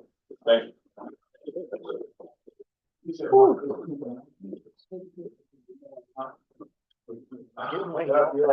Yes. Get Wayne off that. I mean, that board. No, that's not.